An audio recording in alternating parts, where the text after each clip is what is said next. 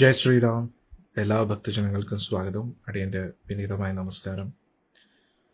നമ്മൾ കഴിഞ്ഞ രാമായണത്തിൽ ഭഗവാന്റെ പട്ടാഭിഷേകത്തിനുള്ള തയ്യാറെടുപ്പുകൾ ദശരഥ മഹാരാജാവ് ആരംഭിക്കുകയാണ്. പക്ഷേ അതേ സമയത്ത് ആ പട്ടാഭിഷേകത്തെ മുടക്കാനായിട്ടുള്ള തയ്യാറെടുപ്പിലാണ് മന്ദര. മന്ദരയ്ക്ക് ഒട്ടും ഇഷ്ടമാവുന്നില്ല ഭഗവാന്റെ പട്ടാഭിഷേകം നടക്കുന്നത്. കാരണം മന്ദര വിചാരിക്കുന്നത് കൈകേയിയുടേതായിട്ടുള്ള സ്ഥാനങ്ങൾ നഷ്ടപ്പെടുകയാണെങ്കിൽ എൻ്റെ സ്ഥാനം എനിക്കും നഷ്ടപ്പെടും എന്നാണ് മന്ദരയുടെ വിചാരം. കാരണം മന്ദര എന്ന് പറയുന്നത് കൈകേയിയുടെ ദാസിയാണ്. അതുകൊണ്ട് എൻ്റെ ആ ഒരു സ്വാമിനിക്ക് ആ ഒരു സ്ഥാനം നഷ്ടപ്പെടുമ്പോൾ എനിക്കും അത്രത്തോളം മഹത്വം കുറയും എന്നാണ് മന്ദര വിചാരിച്ചത്. എന്നിട്ട് മന്ദരയുടെ സ്വാർത്ഥതയ്ക്ക് വേണ്ടി കൈകേയിയെ ഉപയോഗിക്കുകയാണ് രാമനെതിരെ. അതായിരുന്നു നമ്മൾ കഴിഞ്ഞ സത്സംഗത്തിൽ കണ്ടത്. ഇന്ന് രാവിലെ സത്സംഗം എടുക്കേണ്ടതായിരുന്നു, പക്ഷെ ചില ഭഗവാനുമായിട്ട് ബന്ധപ്പെട്ട ചില സേവനങ്ങൾ വന്നു, അതുകൊണ്ടാണ് നമുക്ക് എടുക്കാൻ പറ്റാഞ്ഞത്. എന്തായാലും നമുക്ക് ഇന്ന് ചർച്ച തുടരാം. ഭക്തരെല്ലാവരും ലൈവിൽ വരുന്നതുവരെ നമുക്ക് ഗുരുപ്രണാമ മന്ത്രങ്ങൾ ആരംഭിക്കാം. ഓം നമോ ഭഗവതേ വാസുദേവായ, ഓം നമോ ഭഗവതേ വാസുദേവായ, ഓം നമോ ഭഗവതേ വാസുദേവായ. നാരായണം നമസ്കൃത്യം നരം ചൈവ നരോത്തമം ദേവീം സരസ്വതീം വ്യാസം തതോ ജയമുദീരയം. നഷ്ടപ്രായേഷു അഭദ്രേഷു നിത്യം ഭാഗവത സേവയാ ഭഗവതി ഉത്തമ ശ്ലോകേ ഭക്തിർഭവതി നൈഷ്ഠികേ. കൃഷ്ണായ വാസുദേവായ ദേവകീനന്ദനായ ച നന്ദഗോപകുമാരായ ഗോവിന്ദായ നമഃ. ഓം അജ്ഞാനതിമിരന്ധസ്യ ജ്ഞാനാഞ്ജനശലാഘായ ചക്ഷുരുന്മിലിതം യേന തസ്മൈ ശ്രീഗുരുവേ നമഃ. ശ്രീചൈതന്യമനോഭീഷ്ടം സ്ഥാപിതം യേന ഭൂതലേ സ്വയം രൂപകഥാ മഹ്യം ദദാതി സ്വപദാന്തികം. വന്ദേഹം ശ്രീഗുരും ശ്രീയുതാപദകമലം ശ്രീഗുരും വൈഷ്ണവാംശ്ച ശ്രീരൂപം സാഗ്രജാതം സഗണരഘുനാഥാന്വിതം തം സജീവം സാദ്വൈതം സാവധൂതം പരിജനസഹിതം കൃഷ്ണചൈതന്യദേവം ശ്രീരാധാ കൃഷ്ണപാദാൻ സഗണലളിതാ ശ്രീവിശാഖാന്വിതം സ്വാം. നമോ വിഷ്ണുപാദായ കൃഷ്ണപൃഷ്ഠായ ഭൂതലേ ശ്രീമതേ ജയപതാക സ്വാമിനിധി നാമിനി. നമാചാര്യപാദായ കൃപപ്രദായിനി മൂഢകഥാധാമദായ നഗരഗ്രാമധാരിണി. നമോ വിഷ്ണുപാദായ കൃഷ്ണപൃഷ്ഠായ ഭൂതലേ ശ്രീമതേ ഭക്തിവേദാന്ത സ്വാമിനിധി നാമിനി.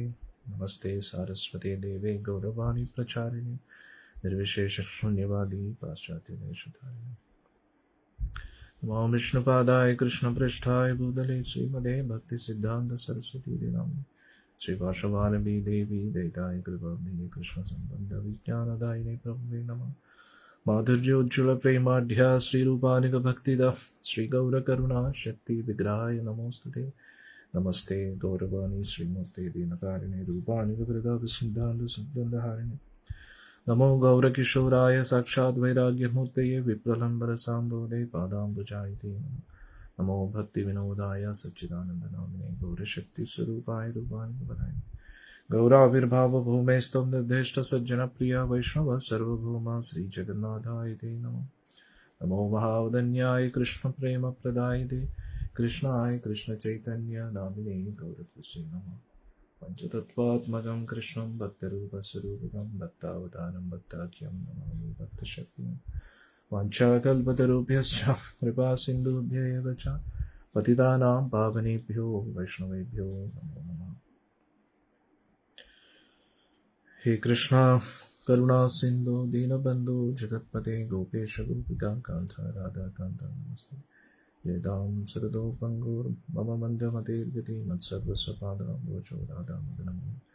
ദിവ്യോദ്വൃന്ദാരണ്യകൽപദ്രുമദ ശ്രീമദ് രത്നാകര സിംഹാസനസ്ഥോ ശ്രീമദ് രാധാ ശ്രീലഗോവിന്ദദേവോ പൃഷ്ഠാനപി ശ്രീമദ് രാസരസാരംഭി വംശീപതസ്ഥിത കർഷൻ വേണുസ്വനേർ ഗോപിർ ഗോപീനാഥ ശ്രീസ്തുത തപ്ത കാഞ്ചന ഗൗരാംഗീ രാധേ വൃന്ദാവനേശ്വരി വൃഷഭാനു സുതേ ദേവി പ്രണമാമി ഹരിപ്രിയേ പ്രണമാമി ഹരിപ്രിയേ പ്രണമാമി ഹരിപ്രിയേ.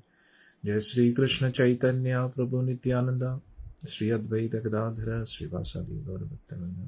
ഹരേ കൃഷ്ണ കൃഷ്ണ കൃഷ്ണ ഹരേ ഹരേ, ഹരേ രാം രാം രാം ഹരേ ഹരേ, ഹരേ കൃഷ്ണ കൃഷ്ണ കൃഷ്ണ ഹരേ ഹരേ, ഹരേ രാം രാം രാം ഹരേ ഹരേ. ഹരേ കൃഷ്ണ കൃഷ്ണ കൃഷ്ണ ഹരേ ഹരേ, ഹരേ രാം രാം ഹരേ.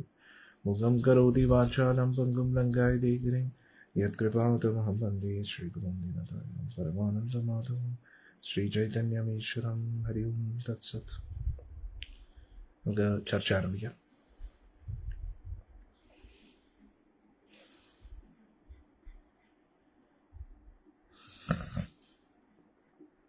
മന്ദര പല രീതിയിലും കൈകേയിയെ പറഞ്ഞ് പിന്തിരിപ്പിക്കാൻ ശ്രമിക്കുകയാണ്. പക്ഷേ കൈകേയി ഭഗവാന് വേണ്ടി തന്നെ സംസാരിച്ചുകൊണ്ടിരിക്കുകയാണ്.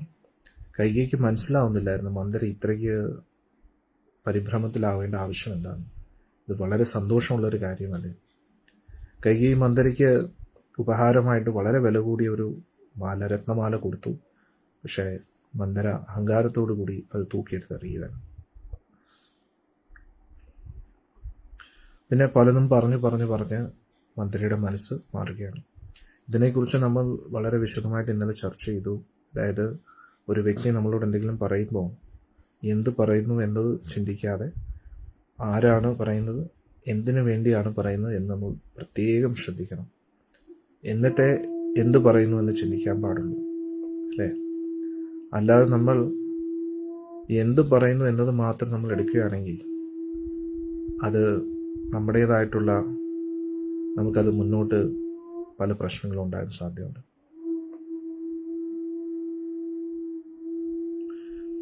പക്ഷേ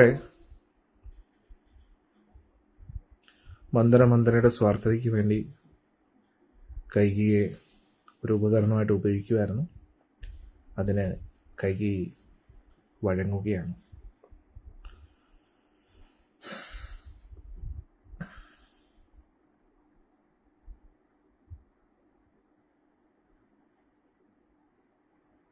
അപ്പോൾ മന്ദരയ്ക്ക് മനസ്സിലായി, കൈകേയിയുടെ മുഖത്തിലൂടെ, അതായത് കൈകേയിയുടെ മനസ്സ് മാറുന്നതായിട്ട് അനുഭവപ്പെട്ടു. പെട്ടെന്ന് തന്നെ മന്ദര കൈകേയിയുടെ കയ്യിൽ മുറുകെ പിടിച്ചു.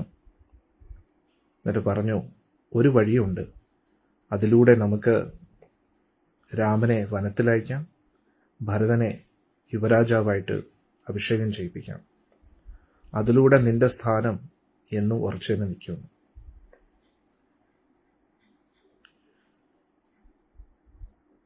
എന്നിട്ട് ഇവിടെ പറയുന്നു, ഈ ഒരു ഉപായം മന്ദരയുടെ ഉള്ളിൽ വന്നത് ദേവനിയോഗത്താലാണ് എന്ന് പറയുന്നു. കൈകേയി സ്വന്തം ദാസിയെ നോക്കി എന്നിട്ട് പറഞ്ഞു, എങ്ങനെ അത് നടത്താൻ പറ്റും എന്ന് ചോദിക്കാം. അപ്പോൾ മന്ദര കൈകേയിൽ നിന്ന് തന്നെ വർഷങ്ങൾക്ക് മുമ്പേ കേട്ട കാര്യം പറയാം. കുറെ വർഷങ്ങൾക്ക് മുമ്പേ നീ എന്നോടൊരു കാര്യം പറഞ്ഞിരുന്നു. നീ നിന്റെ ഭർത്താവുമായിട്ട് ദേവേന്ദ്രനെ സഹായിക്കാനായിട്ട് അസുരന്മാരിൽ നിന്ന് അസുരന്മാരെ തോൽപ്പിക്കാനായിട്ട്, അസുരന്മാരുമായിട്ടുള്ള യുദ്ധം നടക്കുന്ന സമയത്ത് ദേവേന്ദ്രനെ സഹായിക്കാനായിട്ട് നീ പോയിരുന്നു. ആ സമയത്ത് ദശരഥ മഹാരാജാവ് ആ യുദ്ധത്തിൽ വളരെയധികം മുറിവുകളേറ്റിരുന്നു. ബോധം കെടുന്ന ഒരു അവസ്ഥയിലായിരുന്നു. ജീവന് വരെ വലിയൊരു ആപത്തായിരുന്നു. ആ സമയത്ത് അവരെല്ലാവരും കൂടെ ചേർന്ന്, എല്ലാ അസുരന്മാരും കൂടെ ചേർന്ന് എൻ്റെ ഭർത്താവിൻ്റെ ശരീരത്തെ ഭക്ഷിക്കാൻ തന്നെ അവരടുത്തു വന്നിരുന്നു.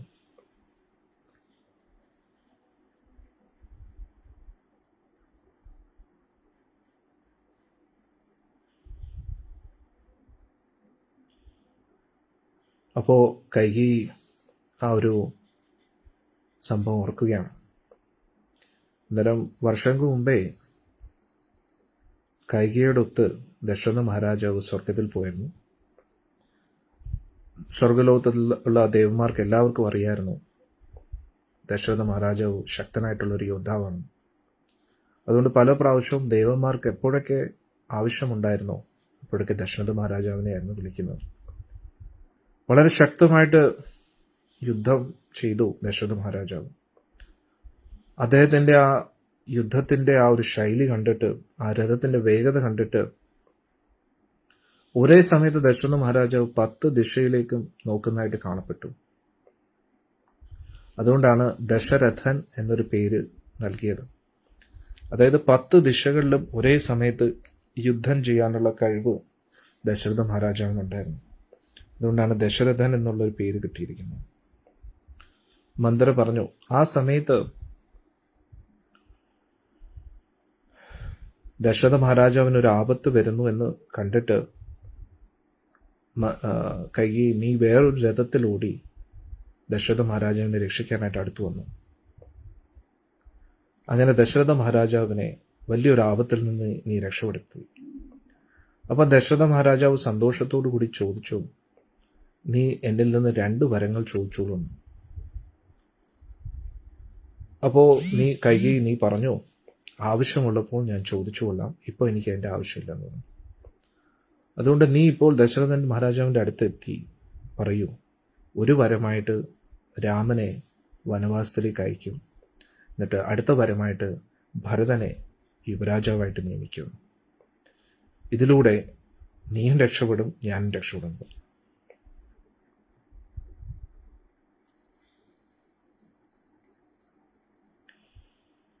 കൈകേയി ദശരഥ മഹാരാജാവിനെ ഒരുപാട് സ്നേഹിച്ചിരുന്നു. രാമനോട് ഒരുപാട് ആസക്തി ഉണ്ടായിരുന്നു കൈകേയിക്ക്. പക്ഷെ എന്നിട്ടും മന്ത്രിയുടെ ആ വാക്കിൽ കൈകേയി വഴങ്ങുകയാണ്. കാരണം കൈകേയിക്ക് ഒരുപാട് പരിഭ്രമം ഉണ്ടായിരുന്നു. രാജാവ് എങ്ങനെയാണ് എന്നോട് ഈ കാര്യം ചെയ്തത്? ദശരഥ മഹാരാജ എപ്പോഴും എന്നോട് വളരെയധികം സ്നേഹത്തോടെയായിരുന്നു സംസാരിച്ചിരുന്നത്. പക്ഷെ ഈ സ്നേഹമൊക്കെ കാണിച്ചത്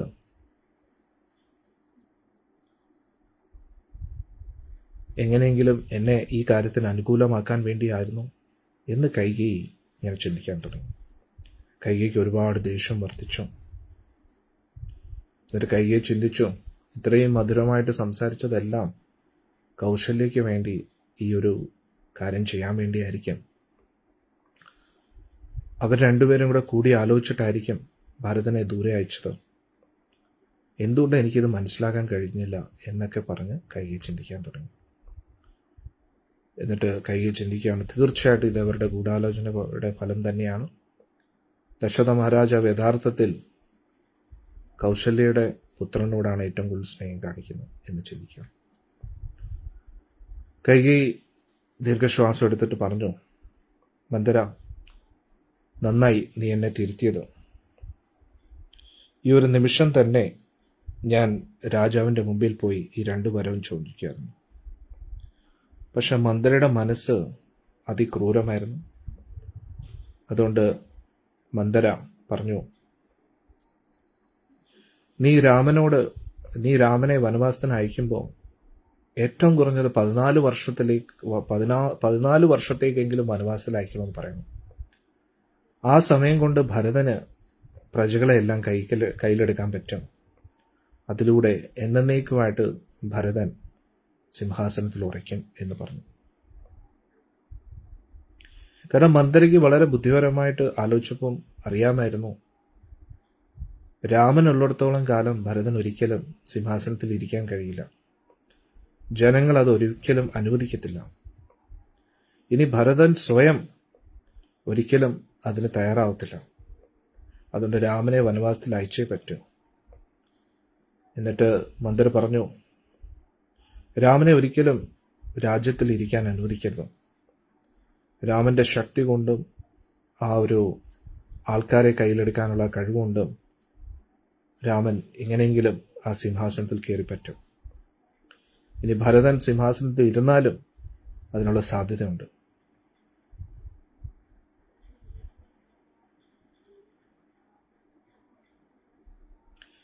നിന്റെ മകൻ ഇപ്പോൾ വളരെ ദൂരത്താണ്. ഈ സമയം കൊണ്ട് രാമൻ എല്ലാവരുടെയും ഹൃദയത്തെയും ജയിച്ചു. അതുകൊണ്ടാണ് ഇപ്പോൾ എല്ലാവരും സമ്മതിച്ചത് രാമന്റെ പട്ടാഭിഷേകത്തിന്. അതുകൊണ്ട് രാമനെ ദീർഘകാലത്തേക്ക് വനവാസത്തിലേക്ക് അയക്കേണ്ടതാണെന്ന് പറഞ്ഞു. കൈകേയി വളരെ ശ്രദ്ധയോടുകൂടി എല്ലാ കാര്യങ്ങളും കേട്ടു. എന്നിട്ട് മന്ദര ഇങ്ങനെ പറയണം, ഞാൻ നിനക്ക് വേറൊരു കാര്യം കൂടെ പറഞ്ഞുതരാം. നീ ഇത് എങ്ങനെയാണ് രാജാവിൻ്റെ മുമ്പിൽ അവതരിപ്പിക്കേണ്ടത്. നിന്റെ ഈ വില കൂടിയ വസ്ത്രങ്ങളൊക്കെ മാറ്റിയിട്ട് അഴുക്കുള്ള വസ്ത്രം ധരിക്കും. എന്നിട്ട് ദുഃഖിച്ചിരിക്കുന്ന ആ ഒരു പുരിയിലേക്ക് പോവും, ആ ഒരു മുറിയിലേക്ക് പോവും. എന്നിട്ട് വെറും തറയിൽ കിടക്കും. എന്നിട്ട് നിന്റെ ആഭരണങ്ങളെല്ലാം വാരി വെതറി ഇട്ടും അങ്ങോട്ടും ഇങ്ങോട്ടും മുടിയെല്ലാം അഴിച്ചിടും. എന്നിട്ട് കരഞ്ഞുകൊണ്ടിരിക്കാൻ പറഞ്ഞു.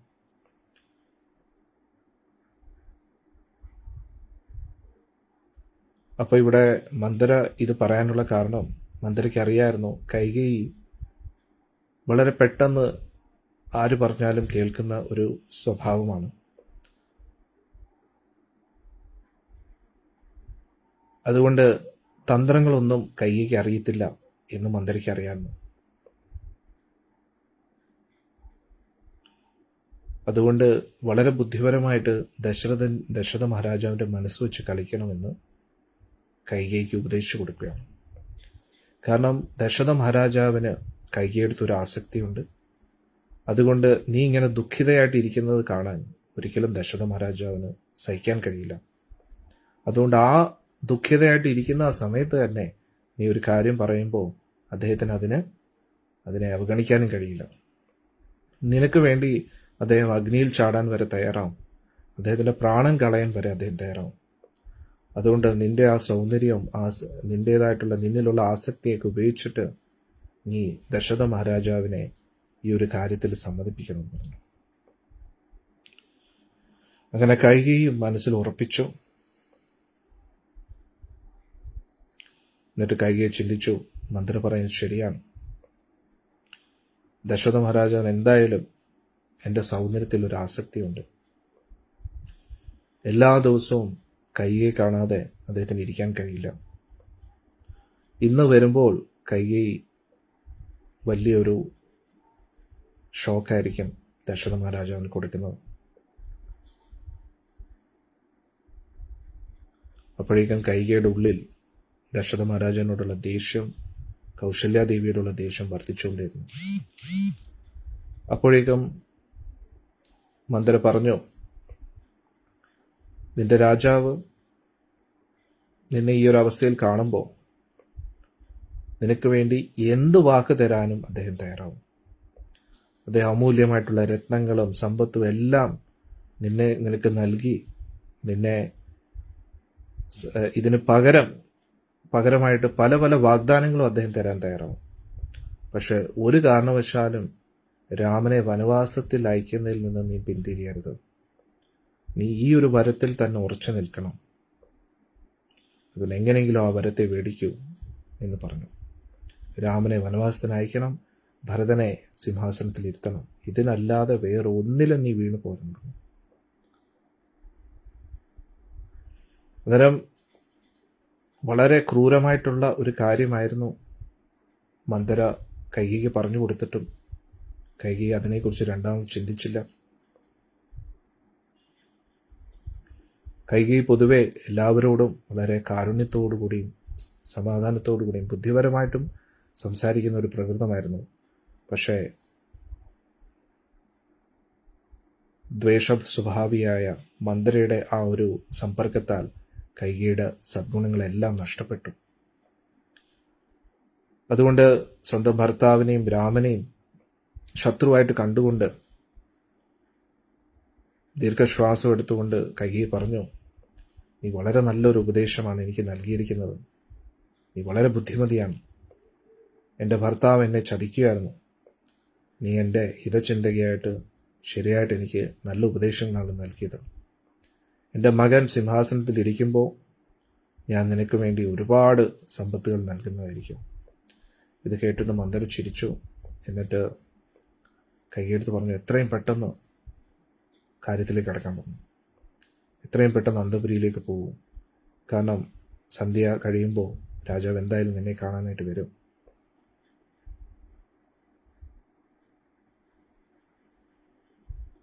ഒരു കാരണവശാലും രാമൻ്റെ പട്ടാഭിഷേകം നടക്കരുത്.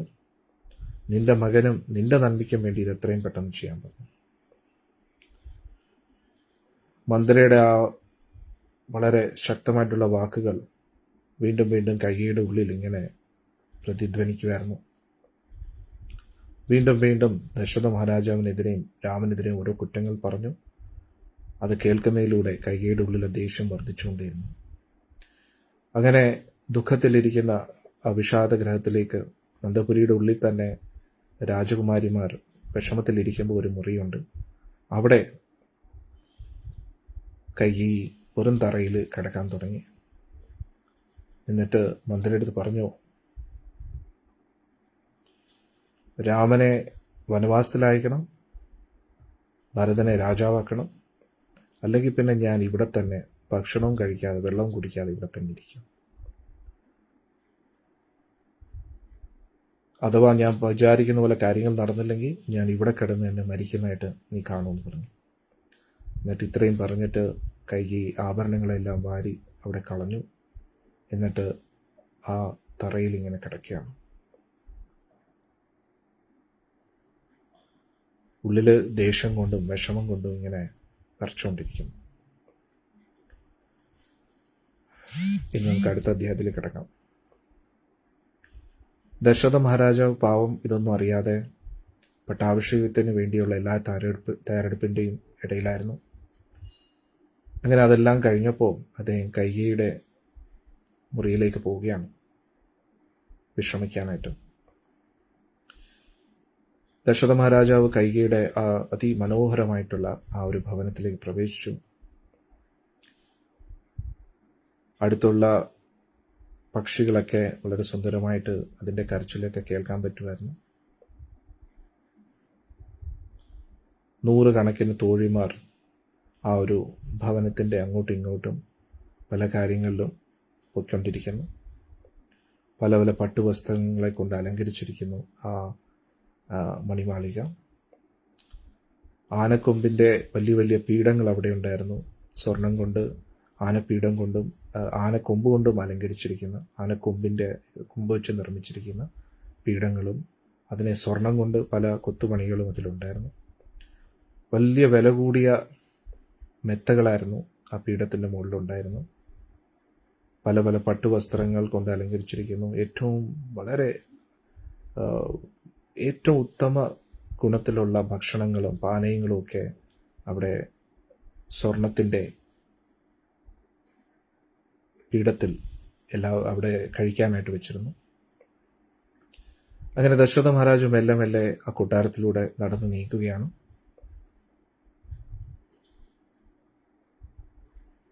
അപ്പോൾ അവിടെയുള്ള അംഗരക്ഷകന്മാരെല്ലാം ദശരഥ മഹാരാജാവിനെ കണ്ടിങ്ങനെ വണങ്ങുകയാണ്. എന്നിട്ട് അന്തപുരിയിലേക്ക് എത്തിയപ്പോൾ അവിടെയുള്ള തോഴിമാർ ദശരഥ മഹാരാജാവിനെ കൈകൂപ്പി വണങ്ങുകയാണ്. അവസാനം കൈകേയി താമസിക്കുന്ന ആ മുറിയിലേക്ക് എത്തി. അവിടെ നോക്കിയപ്പോൾ കൈകേയി അവിടെ കണ്ടില്ല, കൈകേയിയുടെ മുറിയിലായിട്ട്. അന്നേരം ദശരഥ മഹാരാജാവ് അത്ഭുതപ്പെട്ടു. എല്ലാ പ്രാവശ്യവും ഇവിടെ വരുമ്പോൾ കൈകേയി കാണുന്നതാണ്. കൈകേയി വിളിച്ചു. ഒരു മറുപടിയും കിട്ടാത്തപ്പോൾ ദശരഥ മഹാരാജ് ചിന്തിച്ചു, എന്ത് പറ്റി കാണും? അവിടെ എല്ലാം നോക്കി കൈകേയിയുടെ ദ്വാരപാലകരോട് ചോദിച്ചു എവിടെയാണെന്ന്. അന്നേരം അവരെല്ലാം ദുഃഖിതയായിട്ട് അവർ പറഞ്ഞു, കൈകേയി വിഷാദ മുറിയിലേക്ക് പോയിരിക്കുകയാണെന്ന്. വളരെയധികം ക്രുദ്ധയായിട്ടിരിക്കുകയെന്ന് പറഞ്ഞു. ഇത് കേട്ടപ്പോൾ ദശരഥ മഹാരാജാവിന് കൂടുതൽ പരിഭ്രമമായി. അതുകൊണ്ട് എത്രയും പെട്ടെന്ന് കൈകേയി കാണാനായിട്ട് അങ്ങോട്ട് പോവുകയാണ്. അപ്പോൾ കൈകേയി തറയിൽ ഇങ്ങനെ കിടന്ന് വളരെയധികം ദുഃഖിതയായിട്ട് ഇങ്ങനെ കിടക്കുകയാണ്. ദശരഥ മഹാരാജാവിന് ഒരുപാട് വിഷമം തോന്നി. കാരണം കൈകേയി എന്ന് പറഞ്ഞാൽ ദശരഥ മഹാരാജാവിന് പ്രാണനെക്കാട്ടിയും പ്രിയമായിരുന്നു. പക്ഷെ അദ്ദേഹത്തിന് മനസ്സിലാവുന്നില്ല, ഏറ്റവും ക്രൂര ഹൃദയമായിട്ട് കരഞ്ഞുകൊണ്ടിരിക്കുകയാണ്.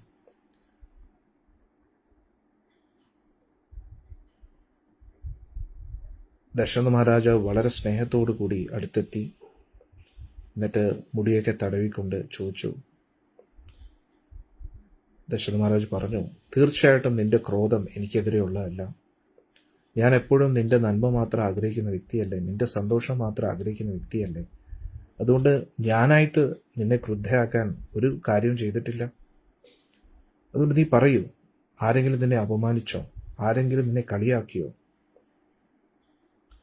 അതുകൊണ്ടാണോ നീ ഇങ്ങനെ വിഷമിച്ചിരിക്കുന്നത്? ആരായാലും നീ പറയൂ, അവർക്ക് ഏറ്റവും ശക്തമായിട്ടുള്ള ശിക്ഷ ഇന്ന് ഞാൻ നൽകുന്നതായിരിക്കാം. അതോ ആരെങ്കിലും തെറ്റ് ചെയ്തിട്ട് നിനക്ക് വളരെ വേണ്ടപ്പെട്ട ആളാണോ, അതുകൊണ്ട് ആ വ്യക്തിയെ ശിക്ഷയിൽ നിന്ന് ഞാൻ മുക്തനാക്കണം എന്നാണോ നീ ആഗ്രഹിക്കുന്നത്? ഇങ്ങനെ പല കാര്യങ്ങളും ദശരഥ മഹാരാജ് പറയുക. പക്ഷെ കൈകേയി ദേവി ഒരു മറുപടി പോലും നൽകിയില്ല. ദശരഥ മഹാരാജാവിനെ നോക്കിയത് പോലുമില്ല. ദശരഥ മഹാരാജാവിന് കൂടുതൽ ദുഃഖമായി. എന്നിട്ട് പറഞ്ഞു, നിനക്ക് എന്തെങ്കിലും ദുഃഖമുണ്ടോ, നിനക്ക് എന്തെങ്കിലും രോഗമുണ്ടോ? എനിക്ക് ഞാൻ നമ്മുടെ കൊട്ടാരത്തിലെ വൈദ്യന്മാരെ വിളിക്കാം, അതിലൂടെ നിന്റെ വേദന പെട്ടെന്ന് മാറും. എന്താണ് നിന്റെ ദുഃഖത്തിന് കാരണം, പറയൂ എന്ന് പറഞ്ഞു. നിന്റെ ഈ ദുഃഖം എനിക്ക് സഹിക്കാൻ കഴിയുന്നില്ല. ഞാൻ നിന്റെ നന്മയ്ക്കായിട്ട് ഏത് കാര്യം ചെയ്യാനും തയ്യാറാണ്. ഈ ഭൂമിയിലുള്ള എല്ലാ സമ്പത്തും എൻ്റെ സ്വന്തമാണ്. അതിൽ നിന്ന് നിനക്ക് എന്താണ് വേണ്ടത്? എന്നെ ഇങ്ങനെ വേദനിപ്പിക്കാതിരിക്കൂ, നീ എഴുന്നേക്കൂ. നിന്റെ ഈ ദുഃഖത്തിന് കാരണം എന്താണ്, കൈകേയി പറയുമെന്ന് പറഞ്ഞു. ഇങ്ങനെയുള്ള സ്നേഹാശ്വാസ വാക്കുകൾ കേട്ടപ്പോൾ കൈകേയിക്ക് ഒരു പ്രചോദനം ലഭിച്ചു കാര്യം അവതരിപ്പിക്കാനായിട്ട്. കൈകേയിക്ക് മനസ്സിലായി, എനിക്ക് വേണ്ടി ദശരഥ മഹാരാജാവ് എന്തും ചെയ്യാൻ തയ്യാറായിട്ടിരിക്കുകയാണ്.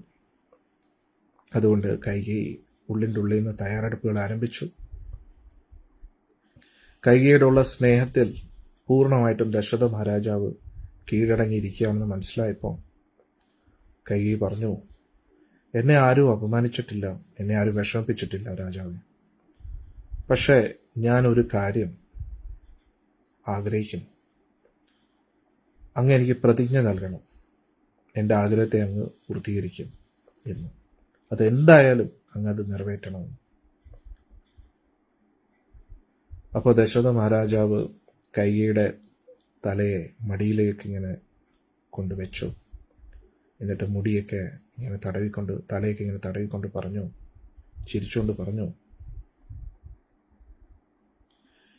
രാമൻ ഒഴികെ, രാമൻ കഴിഞ്ഞു കഴിഞ്ഞാൽ ഈ ഭൂമിയിൽ, ഈ ലോകത്ത് എനിക്ക് ഏറ്റവും പ്രിയപ്പെട്ടത് നീയാണ്.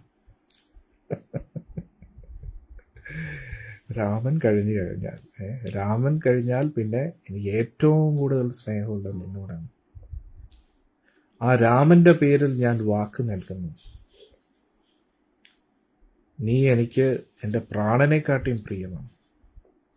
അതുകൊണ്ട് നിന്റെ ആഗ്രഹം എന്തായാലും ഞാൻ അത് പൂർത്തീകരിക്കും.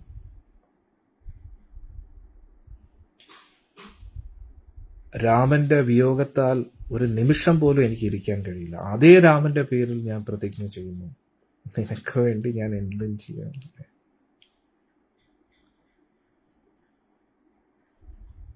ഈ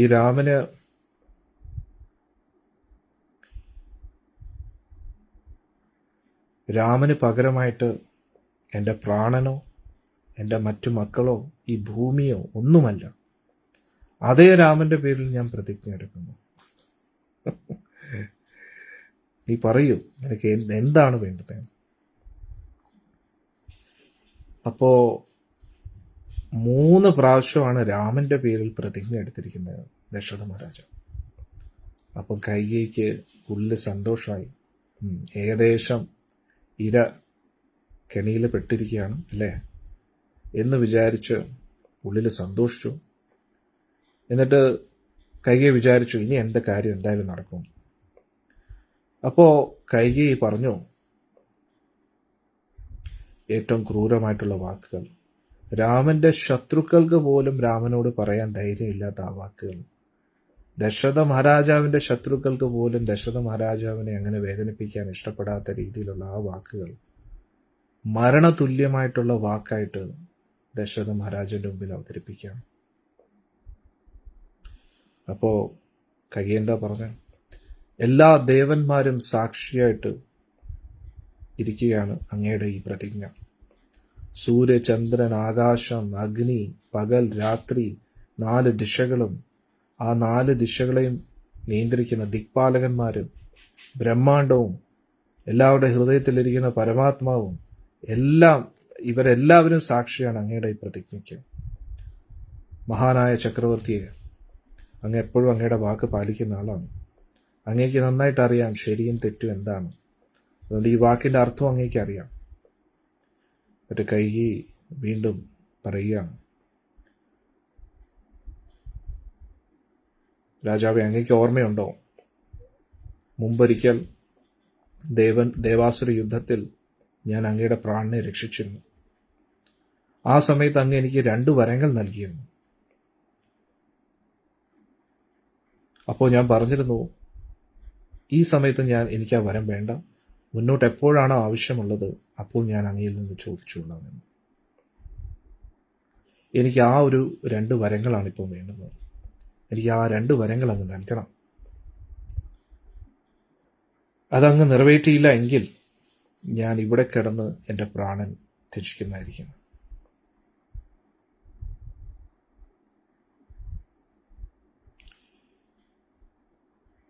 ഇത് കേട്ടപ്പോൾ ദശരഥ മഹാരാജന് ഒരുപാട് വിഷമമായി.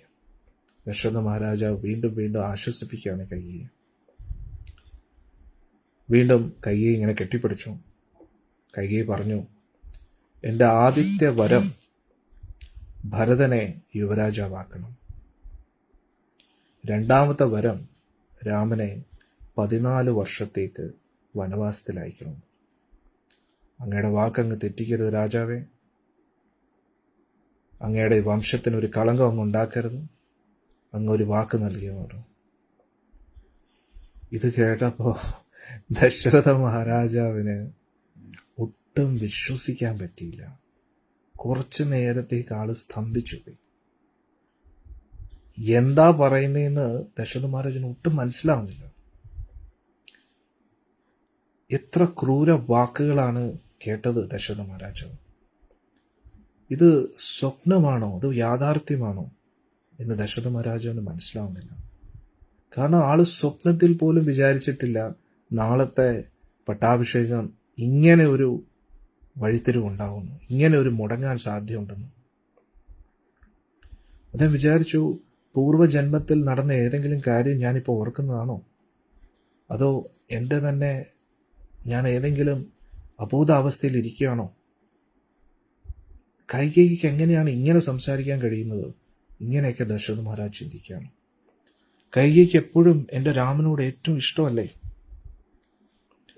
ദശരഥ മഹാരാജ് ഇങ്ങനെയൊക്കെ ആലോചിച്ച് ഒന്നും മനസ്സിലാവാതെ വീണ്ടും വീണ്ടും അതിനെക്കുറിച്ച് ആലോചിക്കുകയാണ്. ദശരഥ മഹാരാജ് ഒരുപാട് ദുഃഖത്തിലായി, ബോധം കെട്ട് വീണു. ബോധം തിരിച്ചു കിട്ടിയപ്പോൾ വളരെയധികം ദുഃഖിതനായി വീണ്ടും വീണ്ടും ആ അഭ്യർത്ഥനയെക്കുറിച്ച് ചിന്തിക്കുകയാണ്.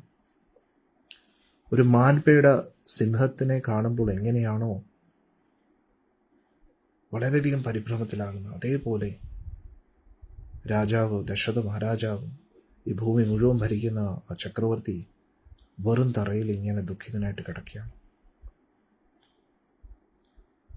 ഏതോ ഒരു പാമ്പാട്ടിയുടെ നിയന്ത്രണത്തിലായ പാമ്പിനെ പോലെയായി ദശരഥ മഹാരാജാവ്. അദ്ദേഹം ചിന്തിക്കുകയാണ്, എത്ര വലിയ ആപത്താണ് ഇപ്പോൾ വന്നിരിക്കുന്നത്. വീണ്ടും ആ ബോധം കെട്ട് വീണു, വീണ്ടും ഉയർത്തെഴുന്നേറ്റു, വീണ്ടും ബോധം കെട്ട് വീണു. കൈകേയിൽ നിന്ന് ദശരഥ മഹാരാജ് ഇത് ഒട്ടും പ്രതീക്ഷിച്ചില്ല. കാരണം അത്രയ്ക്ക് കൈകേയെ സ്നേഹിച്ചിരുന്നു. കൈകേയുടെ ഉള്ളിലെ വേറൊരു ക്രൂര സ്വഭാവമാണ്, ഇതുവരെയും കാണിക്കാത്ത ആ ക്രൂര സ്വഭാവമാണ് ഇപ്പോൾ പുറത്ത് കാണുന്നത്. ദശരഥ മഹാരാജ് ക്രോധത്താൽ വിറച്ചു. ഇടിവെട്ടുന്ന പോലെ പ്രതികരിക്കാൻ തുടങ്ങി ദശരഥ മഹാരാജ്. എന്നിട്ട് പറഞ്ഞു, ക്രൂരെ നീചയായിട്ടുള്ള സ്ത്രീയെ, നിനക്ക് ഈ കുലത്തെ മുഴുവൻ നശിപ്പിക്കാനുള്ള പുറപ്പാടിലാണോ? ഞാനോ രാമനോ നിന്നോട് എന്ത് തെറ്റ് ചെയ്തു? നീ എന്തിനാണ് എന്നെ ഇങ്ങനെ വേദനിപ്പിക്കുന്നത്? അത് ഈ ഒരു സന്ദർഭത്തിൽ. ഇത്രയും കാലം ഞാൻ നിന്റെ നന്മയ്ക്ക് വേണ്ടി പ്രവർത്തിച്ചു. എങ്ങനെയാണോ വിഷമുള്ള ഒരു പാമ്പിന് ഭക്ഷണം കൊടുക്കുന്നത്, അതേപോലെയാണ് നിനക്ക് ഞാൻ ഇത്രയും കാലം നിന്നെ പോറ്റിയത്. ഈ പ്രപഞ്ചത്തിലുള്ള എല്ലാവരും രാമന്റെ സദ്ഗുണങ്ങളെക്കുറിച്ച് പറയുമ്പോൾ നിനക്ക് എങ്ങനെയാണ് രാമനെ കുറിച്ച് ഇങ്ങനെ ചിന്തിക്കാൻ കഴിയുന്നത്? ആ രാമനെ എനിക്കെങ്ങനെ പരിത്യജിക്കാൻ കഴിയും? ഞാൻ എൻ്റെ ഭാര്യമാരെ എല്ലാവരും ഉപേക്ഷിക്കും, എൻ്റെ രാജ്യം ഉപേക്ഷിക്കും, എൻ്റെ പ്രാണൻ വരെ ഉപേക്ഷിക്കും. പക്ഷെ എനിക്ക് രാമനെ ഉപേക്ഷിക്കാൻ കഴിയില്ല. ഇത്രയും പറഞ്ഞിട്ട് ദശരഥ മഹാരാജാവിന് തുടരാൻ കഴിയുന്നില്ല, സംസാരിക്കാൻ കഴിയുന്നില്ല. അദ്ദേഹം വീണ്ടും ബോധം കെട്ടി വീഴുകയാണ്. അദ്ദേഹം ചിന്തിക്കുകയാണ്, ഞാൻ കൈകേയിക്ക് കൊടുത്ത സ്നേഹത്തിൽ എന്തെങ്കിലും ഒരു കുറവ് എപ്പോഴെങ്കിലും വന്നിട്ടുണ്ടോ? പിന്നെ എങ്ങനെയാണ് അവർക്ക് ഇന്നെ ഇത്രയും വേദനിപ്പിക്കാൻ കഴിയുന്നത്? കൈകേയിക്ക് നന്നായിട്ട് അറിഞ്ഞൂടെ ഈ ഒരു അഭ്യർത്ഥനയിലൂടെ എൻ്റെ പ്രാണൻ വരെ പോകുന്നു? കാരണം രാമൻ എന്ന് പറഞ്ഞാൽ എൻ്റെ പ്രാണനാണ്. വീണ്ടും കരഞ്ഞുകൊണ്ട് പറഞ്ഞു, സൂര്യനില്ലാതെ ഈ പ്രപഞ്ചം നിലനിൽക്കുമായിരിക്കും, കൃഷിയൊക്കെ ജലമില്ലാതെയും ചിലപ്പോൾ വളരും, പക്ഷെ എൻ്റെ ശരീരം രാമനില്ലാതെ നിലനിൽക്കാൻ കഴിയില്ല. അതുകൊണ്ട് നിന്റെ ഈ പാപപൂർണമായിട്ടുള്ള ആഗ്രഹത്തെ, സുന്ദരിയായിട്ടുള്ള എൻ്റെ പത്നി കൈകേയി, നീ എൻ്റെ പ്രിയപ്പെട്ട റാണിയല്ലേ, നീ ഇത്രയും സുന്ദരിയല്ലേ, പിന്നെ ഇത്രയും നീചമായിട്ട് നിനക്ക് എങ്ങനെ ചിന്തിക്കാൻ കഴിയുന്നു? എന്നിട്ട് ഇത്രയും പറഞ്ഞിട്ട് ദശരഥ മഹാരാജാവ് കൈകേയിയുടെ കാല് പിടിക്കുകയാണ്, തല കൊണ്ട് കാൽക്കൽ വയ്ക്കുകയാണ്. എന്നിട്ട് പറഞ്ഞു, ദൈവം ഇതെന്നോട് കാരുണ്യം കാണിക്കണം. ദശരഥ മഹാരാജാവ് ഭാര്യയുടെ കാല് മുറുകെ പിടിച്ചിട്ട് പറഞ്ഞു, മുഖത്ത് നോക്കിയിട്ട് പറയുകയാണ്, എന്നോട് കാരുണ്യം കാണിക്കണം, നീ എന്നോട് ഇത്രയും ക്രൂരത കാണിക്കരുത്. പക്ഷേ കൈകേയിയുടെ മുഖത്ത് ഒരു ഭാവ വ്യത്യാസമില്ല, ഒരു വാക്കുപോലും പറഞ്ഞില്ല. പാവം ദശരഥ മഹാരാജാവ് വേദന കൊണ്ട് പിടഞ്ഞു പറഞ്ഞു, നിനക്ക് ഇത് ഇഷ്ടപ്പെട്ടില്ലെങ്കിൽ ഭരതനെ യുവരാജാവാക്കൂ, പക്ഷെ ആ താമരക്കണ്ണനായ രാമനെ എന്തിനാണ് നീ വനത്തിലേക്ക് അയക്കുന്നത്? ഒരു നിമിഷം പോലും രാമനിൽ നിന്ന് എനിക്ക് പിരിഞ്ഞിരിക്കാൻ കഴിയില്ല. നിനക്ക് ഭരതനെ രാജാവാക്കണോ, ആക്കിക്കോളൂ, പക്ഷെ എൻ്റെ രാമനെ എന്നിൽ നിന്ന് അകറ്റരുത്. എനിക്ക് മനസ്സിലാവുന്നില്ല, നിനക്ക് മാത്രം എന്താണ് രാമനോട് ഇത്രയും വെറുപ്പ്? എത്രയോ സന്ദർഭങ്ങളിൽ നിനക്ക് രാമനോടുള്ള സ്നേഹത്തെക്കുറിച്ച് എന്നോട് എപ്പോഴും പറയാറില്ലേ? നിന്റെ ഉള്ളിൽ എന്തെങ്കിലും ബാധ കയറിയോ കൈകേയി എന്ന് ദശരഥ മഹാരാജ് ചോദിക്കും. ദശരഥ മഹാരാജാവിന് ഇപ്പോഴും വിശ്വസിക്കാൻ പറ്റുന്നില്ല, കൈകേയി എങ്ങനെയാണ് ഇങ്ങനെ സംസാരിക്കുന്നത്? ഇത്രയും ക്രൂരയായിട്ട് കൈകേയി ഒരിക്കലും സംസാരിച്ചിട്ടില്ല. അപ്പോഴേക്കും ദശരഥ മഹാരാജാവ് ആ ദുശ്ശകുനങ്ങളെക്കുറിച്ചും ദുർനിമിത്തങ്ങളെക്കുറിച്ചൊക്കെ ആലോചിച്ചു. ഈ ഒരു സന്ദർഭത്തിൽ ഇങ്ങനെയുള്ള ഒരു അഭ്യർത്ഥന കൈകേയിയിൽ നിന്ന് വരുന്നത് തീർച്ചയായിട്ടും എൻ്റെ സമയദോഷമായിരിക്കും. അപ്പോൾ അതൊക്കെ ഓർത്ത് ദശരഥ മഹാരാജ് കുറച്ചും കൂടെ ശാന്തനായിട്ട് പറഞ്ഞു, ഞാൻ സ്വയം നിന്റെ കാര്യത്തിൽ ശ്രദ്ധിക്കുന്നു, അതിനെക്കാട്ടിയും കൂടുതൽ രാമൻ നിന്റെ കാര്യത്തിൽ ശ്രദ്ധയുണ്ട്. ഇത് നീ തന്നെ എന്നോട് പറഞ്ഞിട്ടില്ലേ പല പ്രാവശ്യം? പിന്നെ എന്തിനാണ് നീ രാമനെ വനത്തിൽ അയക്കാൻ ആഗ്രഹിക്കുന്നത്? അതും 14 വർഷം. രാമൻ ഇവിടെ തന്നെ നിൽക്കട്ടെ, ഭരതൻ രാജാവാവട്ടെ. ക്ഷമിക്കണം, ഇടയ്ക്ക് ഇന്റർനെറ്റ് കട്ടായതാ. നമുക്ക് ചർച്ച തുടരാം. പാവം ദശരഥ മഹാരാജാവ് ഇത്രയൊക്കെ പറഞ്ഞിട്ടും കൈകേയിക്ക് ഒരു മാറ്റമില്ല. കൈകേയിക്ക് ദശരഥ മഹാരാജാവിൽ ഒട്ടും വിശ്വാസമില്ല. ഇതാണ് ഞാൻ ഇന്നലെ നിങ്ങളോട് സത്സംഗത്തിൽ പറഞ്ഞത്. നമ്മളെല്ലാവരും ഓർക്കേണ്ട, ഞാൻ ഉൾപ്പെടെ നമ്മളെല്ലാവരും ഓർക്കേണ്ട കാര്യമാണ്. നമ്മളോട് ഒരാളൊരു കാര്യം പറഞ്ഞാലുണ്ടല്ലോ, നമ്മൾ വളരെയധികം ശ്രദ്ധിച്ചിട്ട് വേണം അതിനെക്കുറിച്ച് സീരിയസ്ലി ചിന്തിക്കാനും തീരുമാനമെടുക്കാനും. ഇവിടെ മന്ദര വന്നിട്ട് ഒരു കാര്യം പറഞ്ഞപ്പോഴത്തേക്കും കൈകേയി അത് വിശ്വസിച്ചു, ഉറപ്പിച്ചു എന്നുള്ളത്. ഇത്രയും കാലം രാമനെ സ്നേഹിച്ചതും രാമൻ കൈകേയിയെ സ്നേഹിച്ചതും ദശരഥ മഹാരാജാവിനോടുള്ള സ്നേഹം എല്ലാം ഒറ്റ നിമിഷം കൊണ്ട് മറന്നു. അതുകൊണ്ട് നമ്മൾ വളരെയധികം ശ്രദ്ധിക്കണം. ആരെങ്കിലും എന്തെങ്കിലും പറയുന്നതിൻ്റെ അടിസ്ഥാനത്തിൽ നമ്മൾ എടുത്തു ചാടിയ ഒരു തീരുമാനത്തിലേക്ക് എത്തരുത്. വലിയ വലിയ നഷ്ടങ്ങളുണ്ടാവും. ഞാൻ ഇന്നലെയും പറഞ്ഞു, ഇതിനു മുമ്പേയും പറഞ്ഞു, ഒരാളുടെ കരച്ചിലിനെ ആശ്വസിപ്പിക്കാൻ വേണ്ടി, ഒരാളുടെ കരച്ചിലിനെ നിർത്താൻ വേണ്ടി എത്രയോ പേരെയാണ് കരയിപ്പിച്ചത്. അയോധ്യയിലുള്ള എല്ലാവരെയും കരയിപ്പിച്ചു. ദശരഥ മഹാരാജാവിൻ്റെ പ്രാണൻ പോകുന്ന ഒരവസ്ഥ എത്തി. എന്നാലോചിച്ചു. പക്ഷെ ഇത്രയൊക്കെ ആയിട്ടും ദശരഥ മഹാരാജാവ് ഇത്രയും പറഞ്ഞിട്ട് പോലും കൈകേയിക്ക് ഒരു മാറ്റമില്ല. കൈകേയിക്ക് ദശരഥ മഹാരാജാവിലുള്ള ആ വിശ്വാസമൊക്കെ നഷ്ടപ്പെട്ടിരിക്കുകയാണ്. അന്നേരം നമ്മളുടെ പ്രശ്നം ഇത് തന്നെയാണ്. ആരെങ്കിലും എന്തെങ്കിലും പറഞ്ഞാൽ അതിൻ്റെ അടിസ്ഥാനത്തിൽ പിന്നെ നമ്മൾ ആ വിശ്വസിക്കുന്ന വ്യക്തിയെ നമ്മൾ ജഡ്ജ് ചെയ്യാൻ തുടങ്ങും. അതിൻ്റെ അടിസ്ഥാനത്തിൽ ആ വിശ്വാസത്തെ നഷ്ടപ്പെടുത്തും. അതായത് ഇത്രയും കാലം ആ വ്യക്തി നമുക്ക് വേണ്ടി ചെയ്തതൊന്നും നമുക്ക് ഓർമ്മയില്ല, ഈ വ്യക്തി പറഞ്ഞത് മാത്രമേ നമുക്ക് ഓർമ്മയുള്ളൂ. അതുകൊണ്ട് നമ്മൾ എപ്പോഴും ചിന്തിക്കണം, ഞാൻ നേരത്തെ പറഞ്ഞതുപോലെ, എന്തു പറയുന്നു എന്നതിനെക്കാട്ടി ഉപരി ആര് പറയുന്നു, എന്തിനു വേണ്ടി പറയുന്നു, ആ ഒരു ഫിൽട്ടറിങ് നമ്മൾ ഉപയോഗിക്കണം. അല്ലാതെ ആ വാക്കുകളെ ഡയറക്റ്റ്ലി ചെവിയിലൂടെ കയറ്റി നമ്മുടെ ഹൃദയത്തിലേക്ക് ആക്കരുത്. കാരണം അങ്ങനെ കയറ്റിക്കഴിഞ്ഞാൽ വലിയ നാശനഷ്ടങ്ങളുണ്ടാവും. ബന്ധങ്ങളൊക്കെ തകരാറിലാവുന്നത് ഒറ്റ വാക്കിൻ്റെ പുറത്തായിരിക്കും. നമ്മൾ അവിടുന്ന് ഇവിടുന്ന് എന്തെങ്കിലുമൊക്കെ കേട്ടു, നമ്മുടെ ഉള്ളിൽ ആ വ്യക്തിയെക്കുറിച്ചൊരു സങ്കല്പം വയ്ക്കും. ആ ഫിൽട്ടറിങ്ങിലൂടെ ആയിരിക്കും പിന്നെ ആ വ്യക്തി പറയുന്ന എല്ലാ കാര്യങ്ങളും നമ്മൾ കേൾക്കുന്നതോ കേൾക്കാത്തതോ. അന്നേരം അവിടെ ആ ബന്ധം തകരാറിലാവുകയാണ്. എല്ലാ ബന്ധങ്ങളും നിലനിൽക്കുന്നത് വിശ്വാസത്തിൻ്റെ അടിസ്ഥാനത്തിലാണ്. ആരെങ്കിലും പറയുന്ന എന്തെങ്കിലും കേൾക്കുമ്പോൾ വിശ്വാസം, ആ വ്യക്തിയിലുള്ള വിശ്വാസമാണ് തകരാറിലാവുന്നത്. അന്നേരം ഇത്രയും കാലം നമ്മൾ വിശ്വസിച്ച ആ വ്യക്തിയിലുള്ള വിശ്വാസം നഷ്ടപ്പെട്ട് ഇപ്പം പറഞ്ഞ ഈ വ്യക്തിയെ നമ്മൾ വിശ്വസിക്കുകയാണ്. അത് എത്ര വലിയ മണ്ടത്തരമാണ് നോക്കണേ. അന്നേരം ഇത്രയും കാലവും ആ വ്യക്തിയെ നമ്മൾ അടുത്തറിഞ്ഞ വ്യക്തിയായിരുന്നു, ആ വ്യക്തിയായിട്ട് നമ്മൾ ഒന്നിച്ച് പല കാര്യങ്ങളും ചെയ്തിട്ടുണ്ട് അല്ലേ? അതൊക്കെ നമ്മൾ ശ്രദ്ധിക്കണം. ഇവിടെ കൈകേയി അതൊന്നും ചിന്തിച്ചില്ല. മന്ദര എവിടെയാണ്? ദശരഥ മഹാരാജ എവിടെയാണ്? മന്ദര എവിടെ ഇരിക്കുന്നു? ശ്രീരാമസ്വാമി എവിടെ ഇരിക്കുന്നു? അങ്ങനെ കൈകേയി ആർക്കായിരുന്നു പ്രാധാന്യത കൊടുക്കേണ്ടത്? ദശരഥ മഹാരാജാവിനും രാമനുമല്ലേ? ഇനി കൈകേയി ദേവിക്ക് കൗസല്യാദേവിയോട് ഒരു ദ്വേഷമുണ്ടെങ്കിലും, ഒരു മത്സരതാ ബുദ്ധി ഉണ്ടെങ്കിലും, അങ്ങനെ ആണെങ്കിൽ പോലും ആ മത്സരതയ്ക്ക് വേണ്ടി രാമനോടുള്ള സ്നേഹം, ദശരഥ മഹാരാജാവിനോടുള്ള സ്നേഹം എല്ലാം ഉപേക്ഷിക്കാൻ പാടുണ്ടോ? എന്നാലോചിച്ചോ. എന്നിട്ട് ഇതൊന്നും കൈകേയി ആലോചിച്ചില്ല. എന്നിട്ട് ഇതൊക്കെ രാമായണവും മഹാഭാരതവും നമ്മുടെ ജീവിതത്തിൽ നമ്മൾ പഠിക്കേണ്ട കാര്യങ്ങളാണ്, നമ്മുടെ ജീവിതത്തിൽ ആചരിക്കേണ്ട കാര്യങ്ങളാണ്. കൈകേയി ഇതൊന്നും ചിന്തിച്ചില്ല. കൈകേയിക്ക് ദശരഥ മഹാരാജാവിലുള്ള വിശ്വാസം നഷ്ടപ്പെട്ടു. കൈകേയിയുടെ ഉള്ളിലെ ക്രോധം വർദ്ധിച്ചുകൊണ്ടേയിരുന്നു. എങ്ങനെയെങ്കിലും,